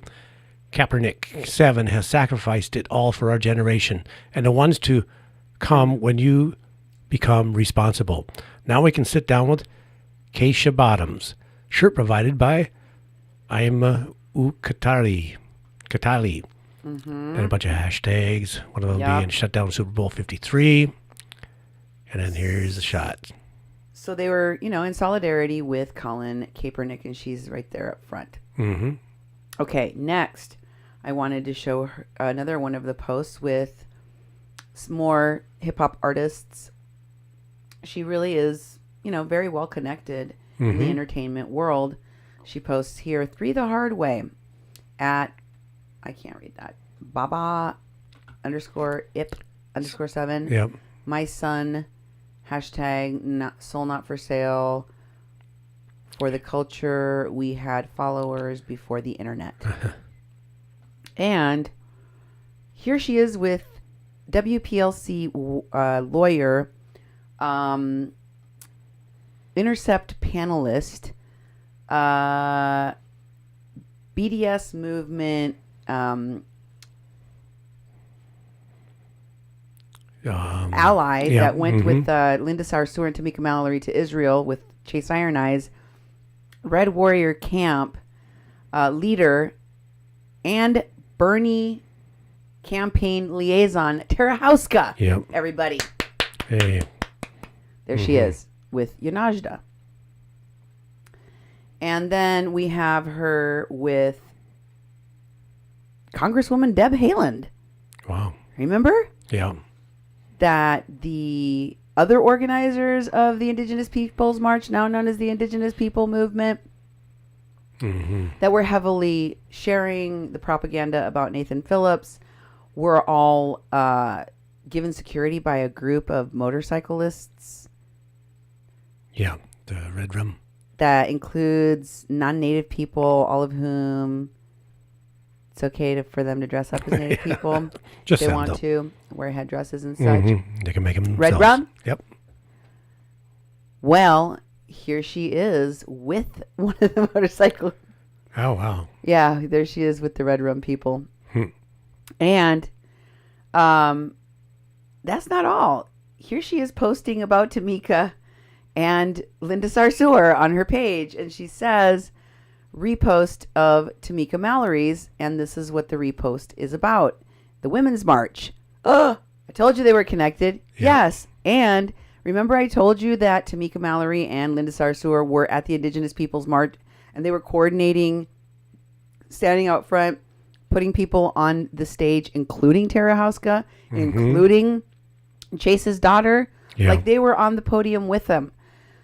Well, here they are talking about their Women's March woes, but they're very vague. And they say in this post that was retweeted by Queen Yanajda Lone Wolf, we believe in the freedom of all women to speak. We also believe in righteousness. We want to make it crystal clear that amidst the media storm and attacks, we refute the troubling accusations thrown at us that has caused us great harm and pain and for many around us. We believe that the movement deserves and is prepared for a conversation rooted in facts in public. Oh, yeah. What does that mean? I don't know. Maybe you can tell a little bit more from this very short video that they posted with it. Here is that clip. Nope. It is called This one here. Tamika Mallory, Linda Sarsour Women's March video. Okay, it's ready to go. There we go. Over the last few weeks, we've been spending a lot of time in the midst of planning a march, trying to answer questions and concerns of individuals, of reporters and others about who we really are, about what we've done. And there have been accusations against us, things that have been very troubling, things that do not represent who we truly are. And so instead of us, spending time going back and forth one-on-one with everybody and wasting a lot of time. We want to have a public conversation with 3 individuals specifically, and that is Vanessa Rubel, who was one of the first people to bring us into the Women's March, Evie Harmon, who we met when we first got here, and Mercy Morganfield from Washington, D.C., who came later. These 3 women have lied on us. No doubt they have lied on us, and we want to have these conversations in public, not behind closed doors, but in public. So we challenge the 3 of you.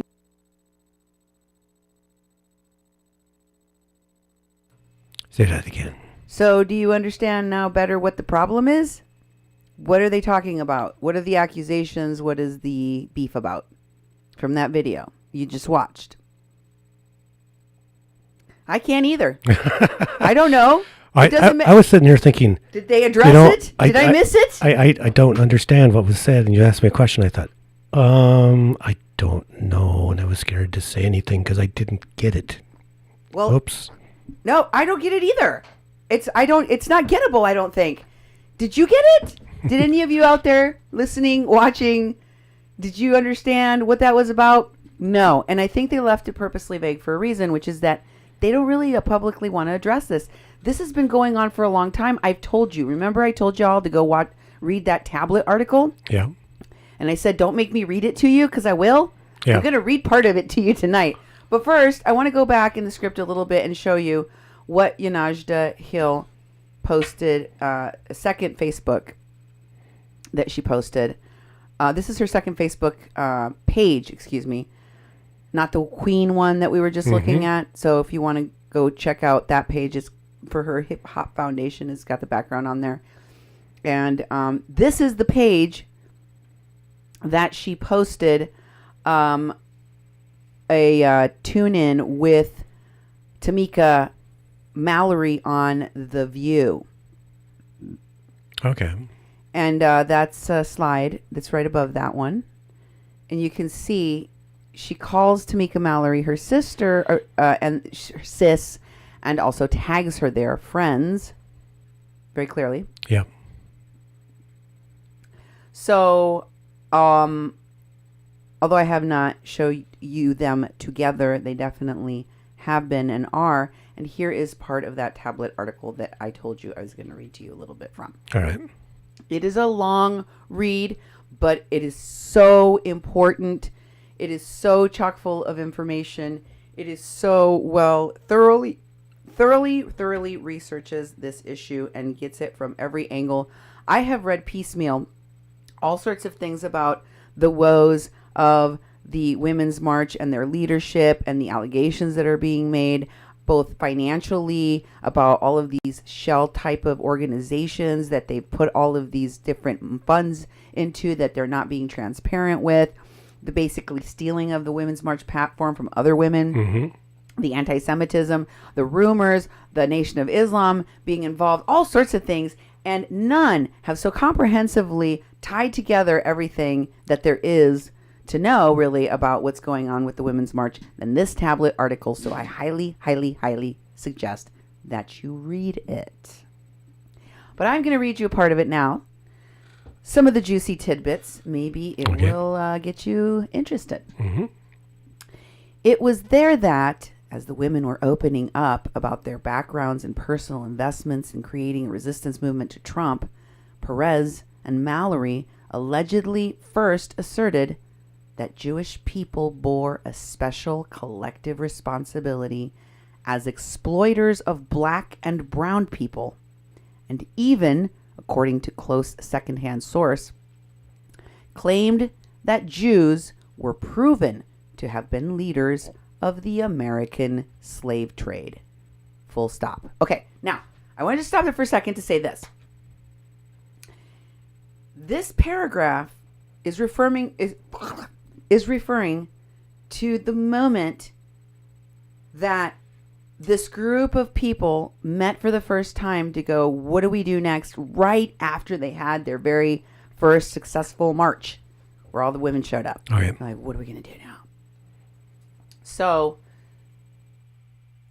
that's why it starts out with, it was there that as the women were opening up about their backgrounds and personal investments and creating resistance to Trump, this ugly stuff came out. And this is what it sounded like. I have to tell you that they interviewed all of the people that were in this room or location, wherever it was. I think it might have even been, I can't remember exactly. Point is, some of them refused to be interviewed. Okay. Very few. Mm-hmm. Others confirmed what the others had heard. And others said, this is what was said. So pretty much everyone in the room, except for the people that didn't want to talk, corroborated that this was said. Okay? Just to clear that up. Continuing. These are canards popularized. The idea that, the anti-Semitic idea that Jewish people bear a special collective responsibilities as exploiters of black and brown people, and even that they were leaders of the American slave trade.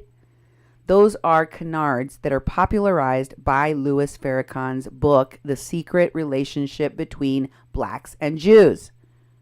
The Louis Farrakhan of the Nation of Islam. The granddaddy of Yanajda. That guy. It is called the Bible of the New Anti-Semitism.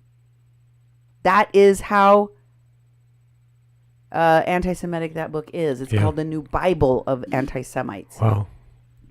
This according to Henry Louis Gates Jr., who noted in 1992 that, quote, among a significant sector of the black community, this brief, the book, has become a credo of a new philosophy of black self-affirmation.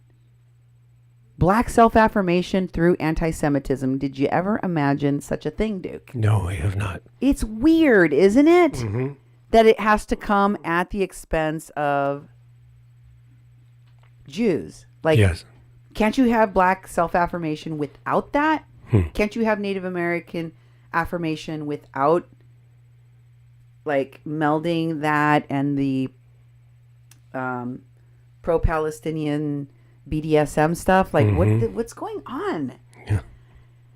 Okay, another part of this article in Tablet says, Fortune magazine, and this I found so egregious. Fortune magazine named Tamika Mallory, Linda Sarsour, and Bob Bland. She's a woman, Bob. All right. To its list of the world's greatest leaders, and New York Senator Kristen Gillibrand. Yes, the Kristen Gillibrand running for president right now. Yeah. Yeah, her. That one. If you're considering voting for Kristen Gillibrand, if she was like, when you got news of her run for president, you went, yes, I really like this one. No. Hold on a minute. I just want you to hear what she said about these folks, about these women. Kristen Gillibrand said, in explaining why these four women were on the cover of Times Magazine's list of the 100 most powerful people, this is what Senator Kristen Gillibrand said. Quote, the Women's March was the most inspiring and transformational moment I've ever witnessed in politics. And it happened because of four extraordinary women. Tamika Mallory, Bob Bland, Carmen Perez, and Linda Sarsour. You need to remember those names. Yeah. Tamika Mallory, Bob Bland. You're going to see a lot more of these people. You might as well figure it out. Carmen Perez and Linda Sarsour had the courage to take on something big, important, and urgent, and never gave up. So, in conclusion, the senator declared these women are the suffragists, suffragettes of our time. Wow. Duke, your thoughts on that? I don't know what to say about that, because they're which is good they're being exposed in some respects. You're exposing some of their connections to Standing Rock and their connections to manipulating things, of being fake, anti-Semitic, that they're trying to get people to embrace. And they are. They already embraced it. They're basically letting it out of the bag. They're promoting that. And they've been, upheld in the media because of the Women's March. And it's kind of like looking behind what brought this together and who are these people that just emerged in this national media of seeing this big, huge event in Washington. And remember, we talked about this before. It used to be that organizing was about to have, you had a march or a demonstration as your last resort to force people to the bargaining table, to force the decision makers, the people who you were trying to get something from, to change something, to negotiate with you. These marches aren't anything about that. They're all about creating a buzz and imagery and creating funding and doing all these things and pretending that there's a movement of people that are acting in unison. So it's total fakery, and it's totally misguided, and it basically takes all of organizing's history and turns it on its ear and doesn't use any of it because it's all for show. It's a Hollywood stage production that they're calling activism. We saw it at Standing Rock. You look every time these people get involved. I'm surprised there wasn't a fire at the Women's March, something that would explode or something that would bring, something like that, because that's what these folks are doing, and that's how they get the attention. And also, why is Kristen Gillibrand saying such exalting things about a march that was really just all for show? Yeah. No action behind it, no ask, no call to action, nothing. Yep. Why is she saying it's like the most transformational moment in history and politics? Yeah. Really? Yeah. In fact, and this it continues with the article, according to the many involved in let me start over. But in fact, according to many involved in the January 2017 marches, Gillibrand's description wasn't just over the top. It undermined and erased the very people actually doing the work to create female-centric voting blocks throughout the country. And isn't that what all of these people are doing just by happenstance? Maybe it's not their top goal, but they are definitely taking away and erasing resources, time, platform, attentions, money from the people actually doing the work. Exactly. Yeah. And it catapulted them. Her statement literally catapulted these women into the stratosphere. So, to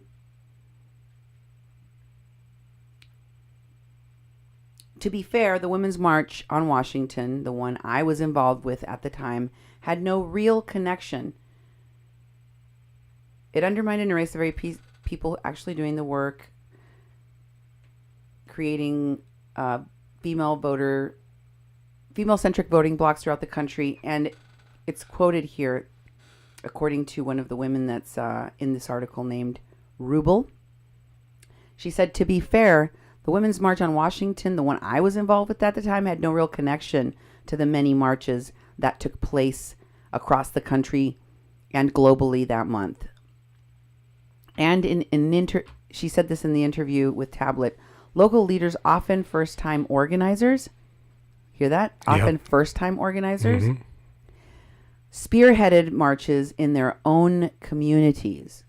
Many used the branding we put out as open source. And you know how they say, like, click here and create a march in your community, and then here's some posters you can print out and stuff. And they helped to make the march look unified, which was certainly advantageous in creating the sense of a singular, massive movement. But they were the ones that were doing the real work in their communities. Yeah. So, the number of actual people that marched that day all across the country was massive. But that was not the work of these four women. That was the work of community members. And at the end of January, according to multiple sources, there was an official debriefing of Tamika Mallory's apartment. In attendance were Mallory, Evie Harmon, Breanne Butler, Vanessa Rubel, Cassidy Fendley, Carmen Perez and Linda Sarsour. They should have been basking in the afterglow of their massive success. But, according to Harmon, the air was thick with conflict. Quote, "We sat in the room for hours," Harmon told Tablet recently. Tamika told us that the problem was that there were 5 white women in the room and only 3 women of color, and that she didn't trust white women, especially white women from the South. At that point, I kind of tuned out because I was so used to hearing this type of talk from Tamika. But then I noticed the energy in the room changed. I suddenly realized that Tamika and Carmen were facing Vanessa Rubel, who was sitting on a couch, and they were berating her. But it wasn't about her being white. It was about her being Jewish. Quote, "You people this, you people that. I was raised in the South, and the language that was used is language that I'm very used to hearing in rural South Carolina. Just instead of against black people, in this case against Jewish people." They even said to her, quote, "Your people hold all the wealth." You could hear a pin drop. It was awful. Close quote. Wow. So there is not one, not two, not three, but tons and tons and tons and tons of evidence that there is mismanagement of funds, that there is lack of transparency, that there is multiple organizations with the same name, that there is internal unrest, Yep. that the leadership is all sorts of problems. All sorts. You can read all about it in the tablet. But I wanted to bring up some other alliances that we noticed that I'm not going to talk about in great detail today, but I want to bring up because I want you to put them right there and save them. Put a pin in it, and we'll talk about it later. And here's one quick hint. At Standing Rock, there was a presence from Russian television news. Mm-hmm. I told you that when we were reporting about the connections between Wes Clark Jr. and Sean Stone, the director, Oliver Stone's son, to InfoWars, to Roger Stone, to Yeah. the investigations about WikiLeaks and Julian Assange and Sputnik reporter Cassandra Fairbanks. Mm-hmm. There was a connection to Standing Rock as well. I showed you that Christina Hollenbeck showed up on Russian television news the next day after the 20th attack, clash between police and protesters where water cannons were used. Yeah. And there was also Samira Khan, Russian television news reporter. She is pictured with Wes. I talked about this previously before. She has a sash on that seems to indicate that she's Miss New Jersey. And it says hashtag Standing Rock, hashtag No Dapple with Wes Clark and Shiro Dana. And somebody's named Minister of Memes 1984 says, "Tell Wes I said what's up." And there's a woman next to Wes on the other side wearing a U.S. Navy jacket. Mm-hmm. Okay. So, connection to the vets. Yeah. Connection to Russian television. And remember, don't forget, he has a connection to pro-Erdogan propaganda Turkish forum. And then I want you to look at this other person named Nomiki Konst. Nomiki Konst, if you will recall, I think she's running for some kind of political office now, like so many of them are. Oh, yeah.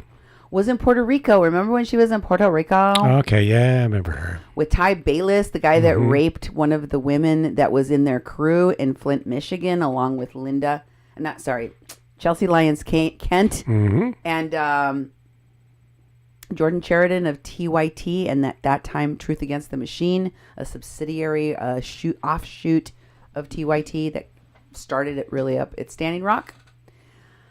Well, here is Nomiki Konst's post from March of 2018. She's tagged. This is actually Allison Monaghan McGuire's post with Nomiki Konst, and the guy that interviewed me for a documentary, the Confluence documentary guy, Steve Goot, also is tagged in this post, interestingly. Oh, okay. What does it say, Duke? Last weekend, I went to Puerto Rico for work. You know what I mean? Like, make it a little bigger so I can read it better. Okay. Last weekend, I went to Puerto Rico for work. Coincidentally, my best friend, Nomiki Konst, was there covering the blockchain conferences and doing a documentary on Puerto Rico. My favorite moment from the trip happened during my last night in town. I watched with great pride as Noemi, how do you say her name? Nomiki interviewed blockchain leader Brock Pierce.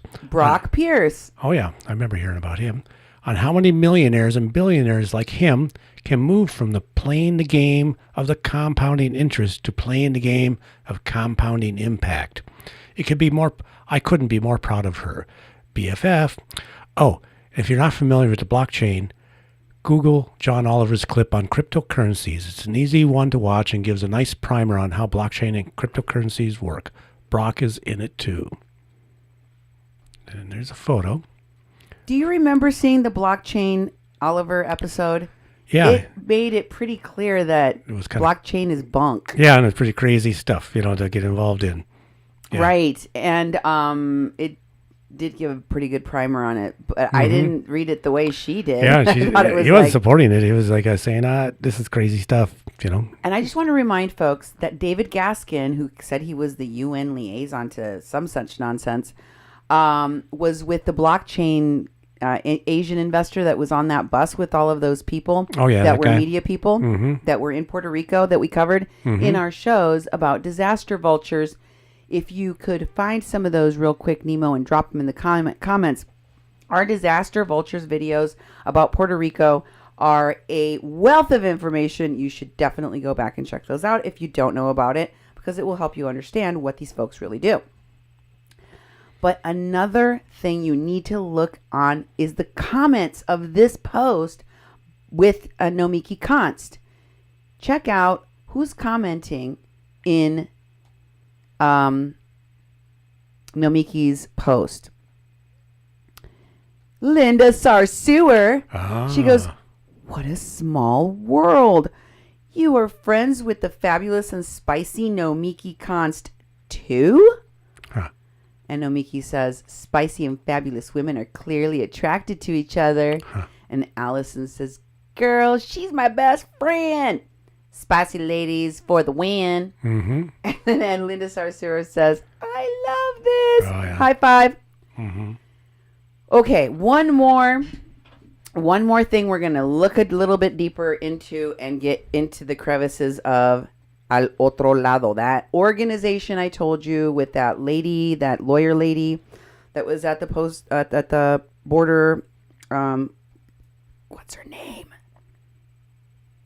Michelle, Carmen, I can't remember right now. She was tagged with Pitaya Queen. Okay.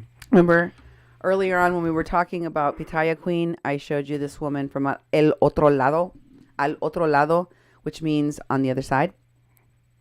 Here is a recent post alerting the public. Alert! This is from their Twitter account. Our legal director and litigation director have been removed from Mexico.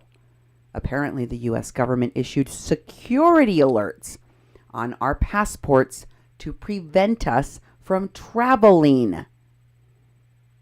Passports to prevent us from traveling. Wow. Our legal director is being returned. Our legal director is being returned on a flight that lands at LAX terminal at 12. Please show up. And then at the very bottom, what does it say? Update. Come to Tom Brady Terminal. Yeah. Nora has landed. The eagle is landed. Nora has landed. That is their legal director. It's the only tip we have to what the person is. And so Nora, we need to find out her last name and check out what's going on with her. How many of these people, I mean, when they confiscate your, you know, when they stop you and go, y'all need to get out of the country. There's a travel ban on you. Something's going on with your organization and its lawyers. Reminds me of the time that Linda Sarsour and Tamika Mallory took Tara Houska and Chase Iron Eyes to Israel, and two of their lawyers got arrested, held for over 24 hours, deported, and permanently banned from returning to Israel. Remember I said that? Oh, yeah. Okay, so let's now go to Texas, where I told you Evan Duke is at the top of the hour, at the top of the 2 hours ago. Yeah. When we first started talking, I showed you that Susie is connected to that Somisek, Comecrudo, Veteran Cemetery, Butterfly Sanctuary, you know, sandwich that they've got going on down in Mission, Texas. And this article was sent to me by one of my listeners and viewers. It came out in the Texas Observer titled Indigenous Activities Set Up Protest. Let me try that again. Indigenous activists set up protest camp at South Texas Cemetery. Who sets up a protest camp at a cemetery, Duke? A camp? A camp. A protest camp. Not just a camp, a protest camp. I don't know. I've been involved in, there was an indigenous man who spent a lot of time on a burial site that was in the middle of a golf course. And he did a prayer every year and got people to come in, and he educated people not to walk on the graves and those sorts of things, and to stay away from them and try to preserve the deados from an insane asylum in South Dakota. And they did a lot of educating, and they marched down the street to try to get the attention, again, to negotiate with the golf course people to do a change and to have them fence it off and quit having golfers golf over the graves of indigenous people. And they did it. I mean, they got agreements, and they got fencing. They got more of an account of who's there, so relatives would know they're there. So it was a whole process over a number of years. But he never ever called them protests. And they weren't set up where a bunch of people from all over the country came and just did a big camp in Hollywood and did all this stuff, because it would have been out of his control. It would have been out of the indigenous people control that had a specific purpose that they wanted support from. So you shouldn't have a guy, poetry slam guy.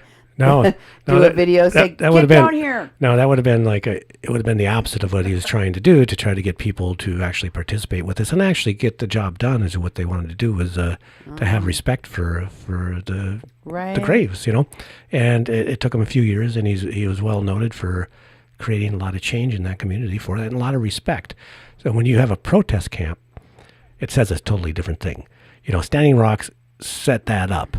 Protest camps, and the other camps that they've done across the country is protest camps, where they squat in land and they create a burden on local communities in Flint and stuff like that. It's like it has a really bad connotation now, and they're using that same framing on this to protest camp at a cemetery.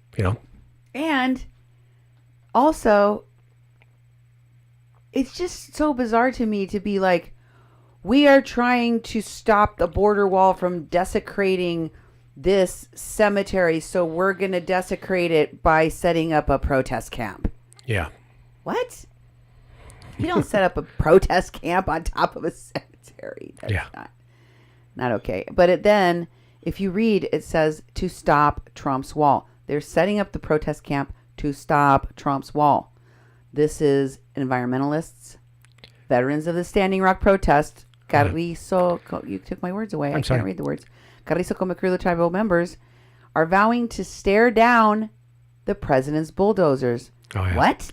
Are they going to stand in front of them? Yep, that's what they mean. Are they going to tie themselves down to the bulldozer? This is from a picture you showed earlier. It's the front side of people instead of the back side. It's the front side. If you want to blow that up, you can see some of these people. I want you to just look at it, because it's the only picture of that I could find. And then you can make it tiny again if you want. And you're not going to be able to see these people exactly, but you can see Evan Duke up there, can't you? Mm-hmm. Okay, that big beardy guy on the end, that guy is Jesse Garcia. Okay. That's Jesse Garcia, the guy that I showed you was posting the video of the alleged attack on the Caravan in Tecum, Oman. Oh, okay. That Roberto Ulloa said people died at. Mm-hmm. Right? You're right. Okay. Just put that in your head. Now I want you to make it smaller. And I want you to go down, down, down. Wait. Not that far down. So it says 154-year-old Eli Jackson Cemetery. Why don't you read some of this? 150-year-old Eli Jackson Cemetery sits about a mile from the Rio Grande, south of the Hidalgo County of San Juan, encompassing just a single acre. It hosts the remains of some 150 South Texans. Just a few feet north rises sloped earthen river levee, which the Trump administration soon plans to transform into a 30-foot concrete and steel border wall. South of the wall, the feds plan to clear 150 foot of enforcement zone, raising fears that the bodies will be exhumed and most of the cemetery razed. But the dead have a new company, small group of Native American activists and allies who say they'll stand in front of the bulldozers and refuse to move. On Wednesday, about 15 people milled about a makeshift campsite at the cemetery where they'd recently erected 10 tents. Over the last 3 weeks, they'd cleared out Johnson grass and other weeds that have overgrown many of the graves. As I approached the site, Juan Mancias, a longtime environmental and Native American rights activist, came out to welcome me to what he called Yalui Village. Manicas, 64, is the tribal chair of the Carrizo Comacrundo, a group of indigenous South Texas and northern Mexico that claims about 1,500 members but isn't recognized by the federal government.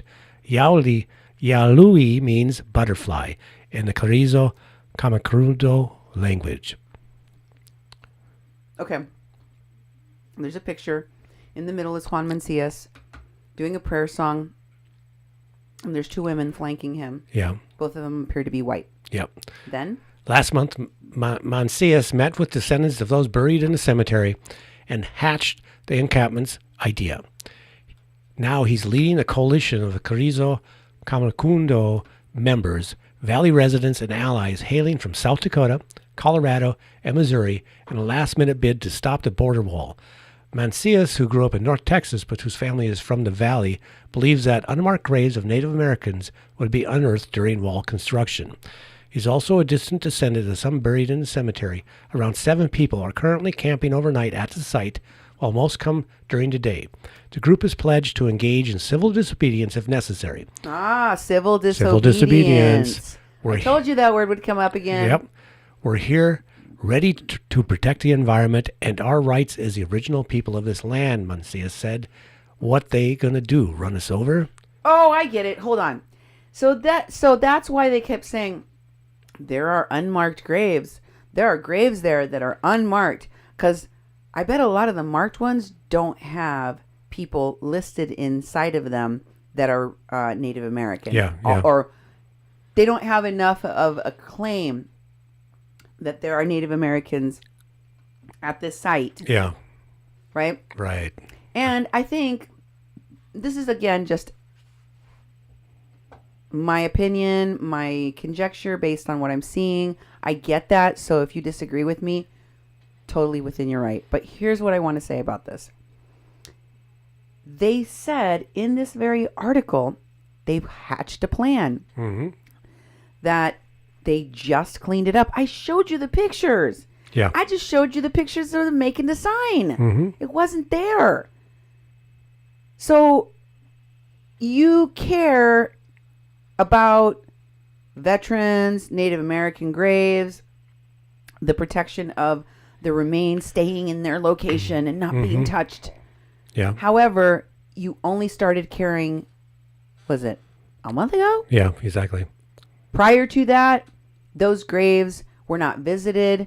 They were not cleaned. Yeah. They were not, the grass wasn't even mowed. Nobody, if you had a tradition of going and visiting those graves and being with those people's. But that's not how it went. How are you going to say that this is something that was just born yesterday and then use it as an excuse to create a protest camp on someone's bones? That's just gross. It is. It is. I mean, I totally agree with what you're saying, because it's an issue that they manufactured. It's a manufactured issue, and you know, there's people that are buried in that site, and there's relatives, I'm sure, in the area that have visited and had tried to clean things up. But that cemetery is not kept. It's not honored. You know, and when you do cemeteries like that, and then especially when you have them, you know, looks like a traditional American cemetery. You know, it's 154 years old. Yeah, and it's very old. I mean, in this community, we have cemeteries that old, and they're, you know, people have taken on keeping them up. The big issue they do is, let's clean up the cemetery. Let's make the cemetery, and for the respect of the dead, let's clean it up. Now, what they've done is that they found out that there's going to be construction, and, you know, it's a valuable point. You know, if they're going to disturb graves and construction, that is horrible. Sure. But they are capitalizing and manufacturing this as their issue. And they got the butterflies. I don't think the butterflies got as much traction, but now they have a cemetery and the butterflies together. And as you've seen on shows earlier, they have formed GoFundMes and funding to bring activists down there to situate them in these camps. Yeah, and to there's build this like camp. A handful of them right now. Yeah, there's, you know, a handful of them now, but they've been raising money to bring people down. They want to do a big encampment. They want it to be like Standing Rock. They want to have a big confrontation with the construction machinery and the dogs or whatever's going to happen. And Border Patrol. They're trying to replicate the same facade, the same fakery that went on at Standing Rock, because it's the same people. It's the same people doing the same thing. And in fact, one of the articles, I don't know if it's this one, says Standing Rock activists have joined them. Yes, that's exactly what my point to looking at this article was. Then it goes on, and it says, some of the veterans of the Standing Rock protests against this Dakota Access Pipeline. One Lakota Dakota activist, Dwayne Redwater. Dwayne Redwater was with Wiaka Eagleman in Tijuana. Okay. Oh, yeah. Singing songs. Okay. With Bertie Gutierrez, taking donations to Caritas Shelter. With Jesse Sandoval. Uh-huh. They're all together. Yep, exactly. And he how many times has he appeared in articles I've showed you over and over again? Lots. He keeps appearing, same dude, same guy, right? Yep. They just take one Native American and they keep putting them in all of the articles. And Evan Duke, and they just keep recycling the same people. On Wednesday, Redwater led the group twice in prayer songs. Asked why he traveled so far, he rebuffed the question. Being from where I'm from, it's kind of our job, he said, to be landlords and caretakers of this land. You mean steward, don't you? Yeah. Dwayne? Landlords? I think that Wrong words. I think he used the wrong word there. Mm-hmm. He wants to be a landlord like Trump? I thought Native Americans were stewards of the land. Yeah. Dang, he's got some weird principles for a Native American. It goes on. Others are local. Patricia Rubio, who works at a plant nursery technician at the nearby National Butterfly Center. Yeah. Buffalo, sorry. Wrong animal. Which is also threatened by the wall. Rubio said she plans to grow plants near the cemetery to attract bees and butterflies. The group also plans to set up camps on other properties in the area, depending on how wall construction advances. And there was a video of him, Dwayne Redwater, sings at the Jackson Ranch Church Cemetery, another graveyard about 500 feet west from the Eli Jackson Cemetery. This cemetery sits further from the levee, so is likely to survive the potential wall construction. So, the Eli Jackson Cemetery is designated a historical site in 2005. It was originally a family cemetery for the Jacksons, whose patriarch fled Alabama with his African American wife in 1850 and purchased a swath of ranch land, including the plot where the gravesite sits, according to Jackson's descendants and documents submitted to the Texas Historical Commission. More families used the cemetery over time, including other prominent Anglos. Anglos. Yeah.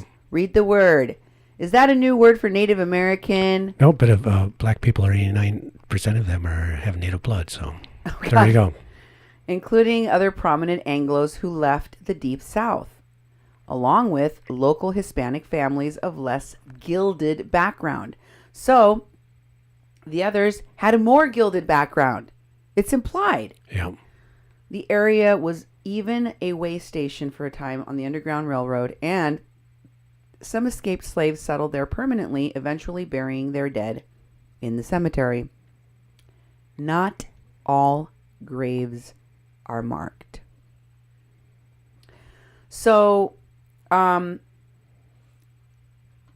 to this article, last summer Border Patrol released a map indicating the agency planned to build a wall through the cemetery, stopping just shy of the nearby wildlife refuge. I don't know why they keep calling it a wildlife refuge, because it implies that it's like federally recognized. Yeah. And it's not. Mm-hmm. And I think it just belongs to private land people that are next door Yeah. in a trailer park. Mm-hmm. And there's some weird things going on with this claim. But forget that for a moment.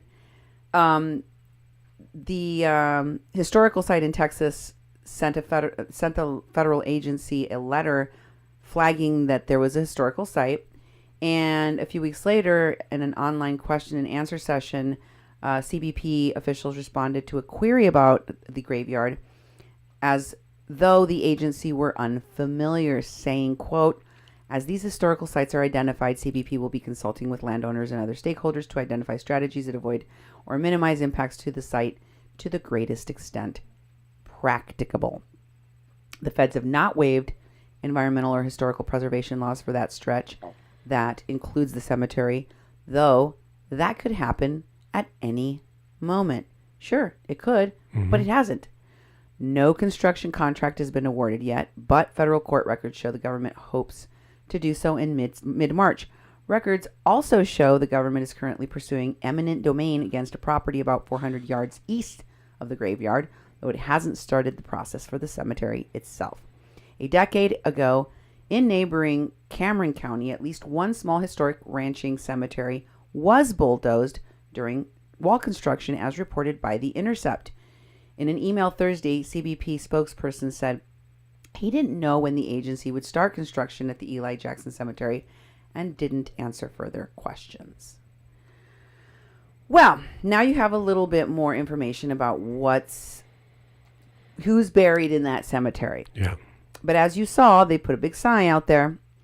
And I wanted to remind you of some other connections to the folks like Evan Duke from the past and from Standing Rock, like Angie Spencer, one of the media platforms that popped up at Standing Rock called We Are the Media. Oh, yeah. She was tagged in a post of Jay Ponte's about the Caravan. Remember Estefania Reblon, the actress that went to Tijuana and said she was going to start a school for the Barretal children in the Caravan? I just wanted to remind y'all, and Jay Ponte was in the picture, and I just wanted to remind you all who was in the tags. One of them is Angie Spencer, right there on top of Francis Fisher's name. Okay. Okay? You can see it right there. And there was a rye bread, the one that there was, "I'm crying about my Pulitzer nomination." She's in there too. Okay? Yeah. Start to notice Madeline Kelly Merritt, the actress with the LA divestment and Activate Now. She's on there. You've got actresses, entertainers, comedians, lots and lots of moneymakers, influencers, and people that probably raised who knows how many tens of thousands of dollars for a school at a place that is now closed. Yeah. Angie also posted about the incident with the Covington Catholic School kids. But interestingly, She also posted a post that was later removed. I'm going to show you a little piece of it. I didn't get the whole thing from one of you. You should have screen captured it. But this one is spreading a rumor, a lie that was unconfirmed of that video clip I told you, where a woman is seen in the video, and kids who, I don't know if they're from Covington Catholic School, were in the distance and said something inaudible. Yeah, that's right. I remember seeing. But it was 6 seconds long. Yeah, and you couldn't really figure out what was going on. We played it several times, and it's like, I don't know what's going on. Yeah, you can't tell what's going on from that video. So it's posted with the headline that's deceptive because it assumes something you can't see from the content, which is what the kids were yelling or whether it was disrespectful or harassing or whatever. But the headline reads, MAGA hat boys filmed harassing girls before troubling standoff with Native man.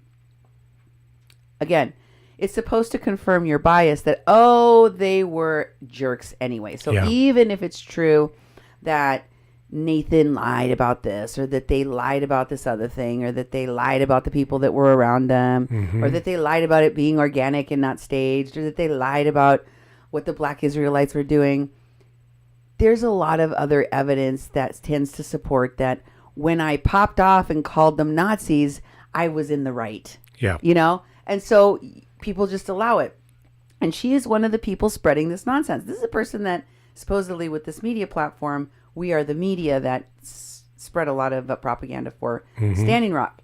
She was the one that filmed the last child camp confrontation and arrests.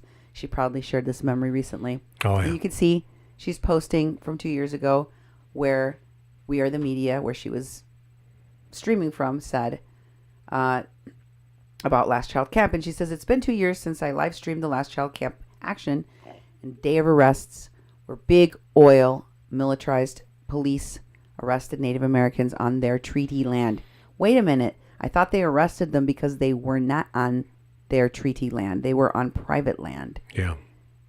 That was why they arrested them. And Chase knew, or should have known, that they were. She goes on, and the previous post says that the last child camp was being set up on treaty land across from Highway 1806 and Oceti Camp on February 1st, and that tanks, possibly 100 vehicles and weapons, are mobilizing helicopter surveillance airplanes have been going all day as 7 teepees are being built to establish a new camp and assert 1851 treaty rights. And of course, you know, Chase was arrested there. Chase's girlfriend, Vanessa, was arrested there, Vanessa Castle, and a group of people. All of these people got arrested at the last child camp. Angie was one of the people there. Angie posted, somebody sent me this. This is just this partial post of Angie's talking about what happened at the Indigenous Peoples March, and she's talking about Kingfisher here. She says, I am not responsible for Raymond Kingfisher leaving his hat with Sean Carney. This does not involve me. I am not your mother or caretaker. Stop using women to pick up after you and to blame for your own behavior. Take responsibility for your own actions, period. I was told there was more than this post. I could not see even this post, so she has removed whatever criticisms or infighting went on around the Indigenous Peoples March folk. It's gone. So remember, folks, if you want to send me stuff, screen capture. And here she is with Evan Duke and Ed Higgins. She's posting pictures of Ed Higgins' arrest, which I think was staged, as well as a picture of Evan Duke. Brian Liz is with Rob Paulson at Oceti Camp. It says, Ed Higgins was arrested today while covering the last stand at Standing Rock, along with Evan Duke and dozens of veterans, journalists, and water protectors. We will not stand idly by while the government declares a war on our rights to assemble and free press. They called Ed Higgins free press. Yeah. Okay, now, this is Angie talking about waiting for payment from Evan Duke, because the same woman that is exalting Evan Duke, Antifa leader and anarchist, connected to By Any Means Necessary and their violent attitudes guy, also posted a bunch of stuff we showed in a previous show where she said he basically absconded with several $1,000s. and gave her the runaround as to why he couldn't pay her. And she had more things to say about him. I also showed you he has a criminal history in the recent articles where he was called out for that. And it isn't that long ago. He's as recently as 2012 or 2011. So here is a recent post where she's still talking about that. She shared a memory from 2 years ago on May 30th, 2018, saying, Alicia Vincent, I'm still waiting on those payments, Evan Duke and Milicio Ping Mo Vega. $9,000. Oh, I had it wrong. You know, that's, in many places, that's a serious felony. That much money? Yeah. Interesting why they wouldn't report this to the police or actually force these. Well, you know, they're still working with them. Mm-hmm. And Alicia says to Evan Duke, hey, Evan Duke III and Malikio Ping Ma Vega, pay Angie Spencer. And then there's a picture of some guy with a bloody corpse in front of them. It looks like is it from Godfather, the horse? It's the horse from Godfather, and the guy is like pulling the blankets out of his Yeah, like, yeah, ah! yeah. Okay. Looks like a threat to me. Yeah, you think so, too? A dead animal body in your bed. Mm-hmm. Here's the other person that was in that article, Jesse Garcia. This is his Facebook page, and he is the guy with the big bushy hair, the big guy that you saw in the end. In this picture, on this Facebook page, you can see he has interesting butterfly-themed cover photo, and then there's a picture of what looks like three people with their fists up in the air, one of which clearly is Evan Duke the third. Mm-hmm. And then you scroll a little bit and you will see that he says that he is from Sandy, Oregon. He's from Oregon. Okay? Scott Mills, Oregon. Yep. So here is the butterfly wall news release that he posted on his page about the construction equipment for border barriers. And it is from Edinburgh,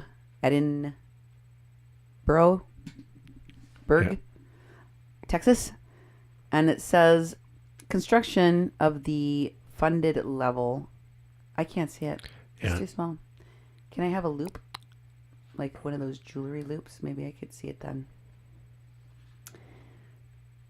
That's a little bit better. Construction of the funded levee wall system is set to begin this month, and heavy equipment is on its way. November 2, 2018, U.S. Customs and Border Patrol, in partnership with U.S. Army Corps of Engineers, announced the awarded contract to SLSCO Company Limited to begin the construction of the levee wall system, set to begin February 2019. In preparation for the construction, heavy machinery may be seen entering the Rio Grande Valley as early as Monday, February 4th.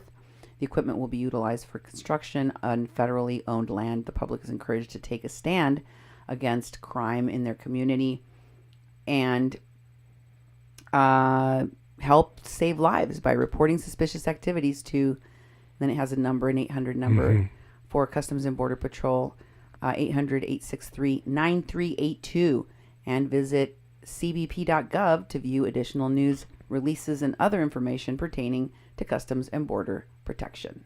So here is a post of Garcia's about the Tohono tribe. Remember I've talked to you about how they were hanging out with those people? And what does that one say, Duke? Let's have a look. Jesse Garcia. A truck waited on the Arizona side to take him to Sells, the capital of Tohono O'odham Nation. He walked to the gate and showed the Border Patrol his purple and gold tribal ID card, the piece of plastic that allowed Tohono O'odham tribal members like him to travel across the border. And there's an article from ArizonaCentral.com. Yep. AZCentral.com. Story spreads of Tohono O'odham brothers arrest deportation after using his tribal border gate. Yeah, it sounds a lot like Myron Dewey. Myron Dewey trying to use his tribal ID. Okay, so let's look at what Garcia posted about butterflies without borders. That butterfly cover Oh, page is the Butterflies Without Borders theme, icon, whatever. Emblem. And now he has, that avatar. Mm-hmm. He's the one with the glasses and the hat and the mustache. All right. Facial hair. And he also talks about the vets and a fundraiser. He is requesting money that he set up on Facebook for himself. He says that the money is for continued support of his needs for the Veterans Cemetery to protect the Veterans Cemetery and also the wildlife. And really, he needs money for baggage expenses. Yeah. Because his flight, had baggage expenses that he did not anticipate. He was unaware of all of the baggage fees like a damn fool, he says. That's his quote. He called himself a damn fool. I didn't. I'm just reading what he says. He said he'll be in the Northwest for a few weeks. So did you understand exactly what this money is being raised for? Because it's for the border wall, the aid to the migrants coming north, the Veterans Cemetery cleanup, the wildlife protection, and baggage expenses, right? Yeah, exactly. What exactly is the top concern here? I don't know. He has to pay for his bags that he's taking with him. Then he also posted a pro BDS movement post, which I found just fascinating because they're like hitting on all cylinders of all the different groups, all of these different extremists groups that I've been pointing out to you. Mm-hmm. This one is from DSA Portland, Oregon. That stands for Democratic Socialists of America, which Bernie Sanders and Ocasio-Cortez have allied themselves with and represented themselves as. And would you read this one? One of our senators at Ron Wyden has just voted to advance a Combating BDS Act, an anti-free speech and racist law that targets activists of color and their allies. With this vote, Wyden shows that he stands with neo-fascists like Netanyahu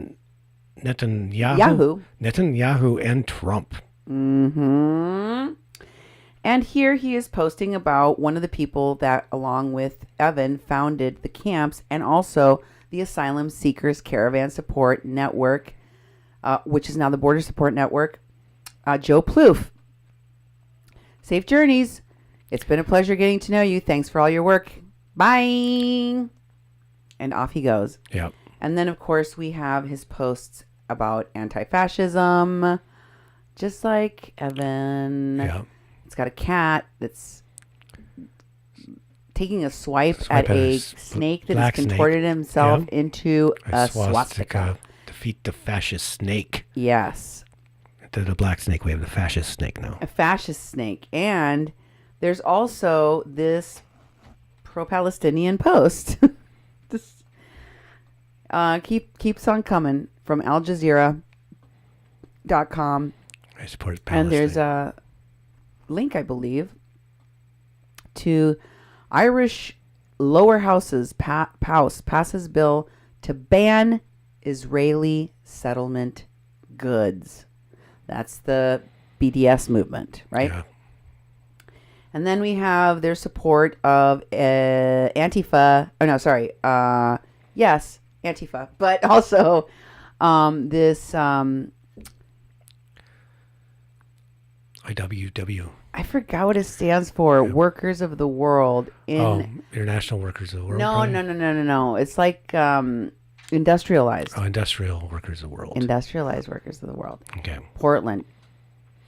We're really disappointed to report that we'll need to be buying paint and replacing a window due to vandalism of our building. Again, all unions should be concerned about this attack on the working class. An injury to one is an injury to all. Hashtag solidarity. Oh, and they got graffitied. Mm-hmm. What does it say there? Both the IWW Hall and Cider Riot were hit with fascist vandalism last night. Keep an eye out for your neighbors. And on their page, if you go and look, it says that it was the Proud Boys. Oh. The Proud Boys. Yeah. We've talked about the Proud Boys here. Oh, yeah, we have. And their connection to Cassandra Fairbanks and all those other people we were talking about earlier. Mm-hmm. and Vice. Anyway, that's anti-fascist, right? They're Yep. claiming that they're having these clashes, and he's there in support of the whole thing. And remember, this is the guy that was talking about Tikum Uman, the fake reports about dead people. Mm-hmm. Okay. The very video in which they were Yeah, we saying showed the this things about that have not been proven, where they failed to say that these people were loudly partying and doing drugs and having very indecent, they call them dishonest activities in plain sight for several days, after which they were expelled from the town by angry townspeople. Mm-hmm. Yes, with rocks, with sticks, even with other weapons like guns. But again, I'm trying to share what the misinformation or omission of information was so you have a fuller picture. Mm-hmm. Finally, I reminded you that one of the people that traveled with the previous caravan as a photographer and then held a photography, what is it called? An exhibition in Tijuana and then disappeared. Very much like Mr. Rumney and all these other people, like, I did the thing, bye. Yep. Was this Sean Hockey. Remember that guy that was in front of the line of police in a picture we showed? Okay. Well, here he is authoring an article in, of all things, the Lutheran World Federation, which is a communion of churches. This is affiliated with the Lutheran churches. You need to know this. And why? What? In what part of anything was it mentioned that he was in any way a writer or affiliated with the Lutheran churches? This is an interesting development. It is. I am wondering what that means and what it is about. But again, there is definitely a slant, and this is from the 31st of January. It says Lutheran World Federation is in Honduras offering alternatives to migration. It says that skill training and human rights advocacy provide hope for young people facing poverty and violence.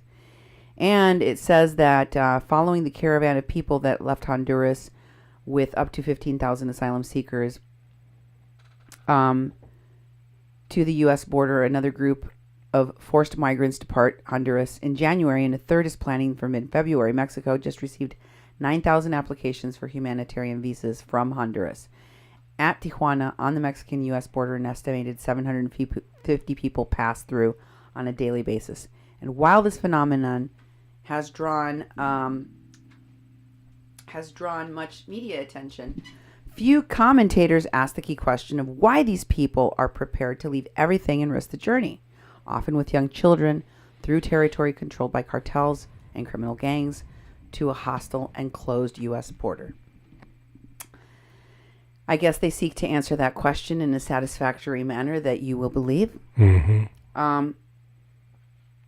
And he also says that they're tackling this question, and he goes on in the article to say migration to the U.S. is nothing new, and there's millions of Hondurans, Salvadorians, Guatemalans, and Mexicans already living there, most of them with many of them, with irregular status. But until now, people seeking asylum protection had traveled alone or in small groups. That's what I said. Yeah.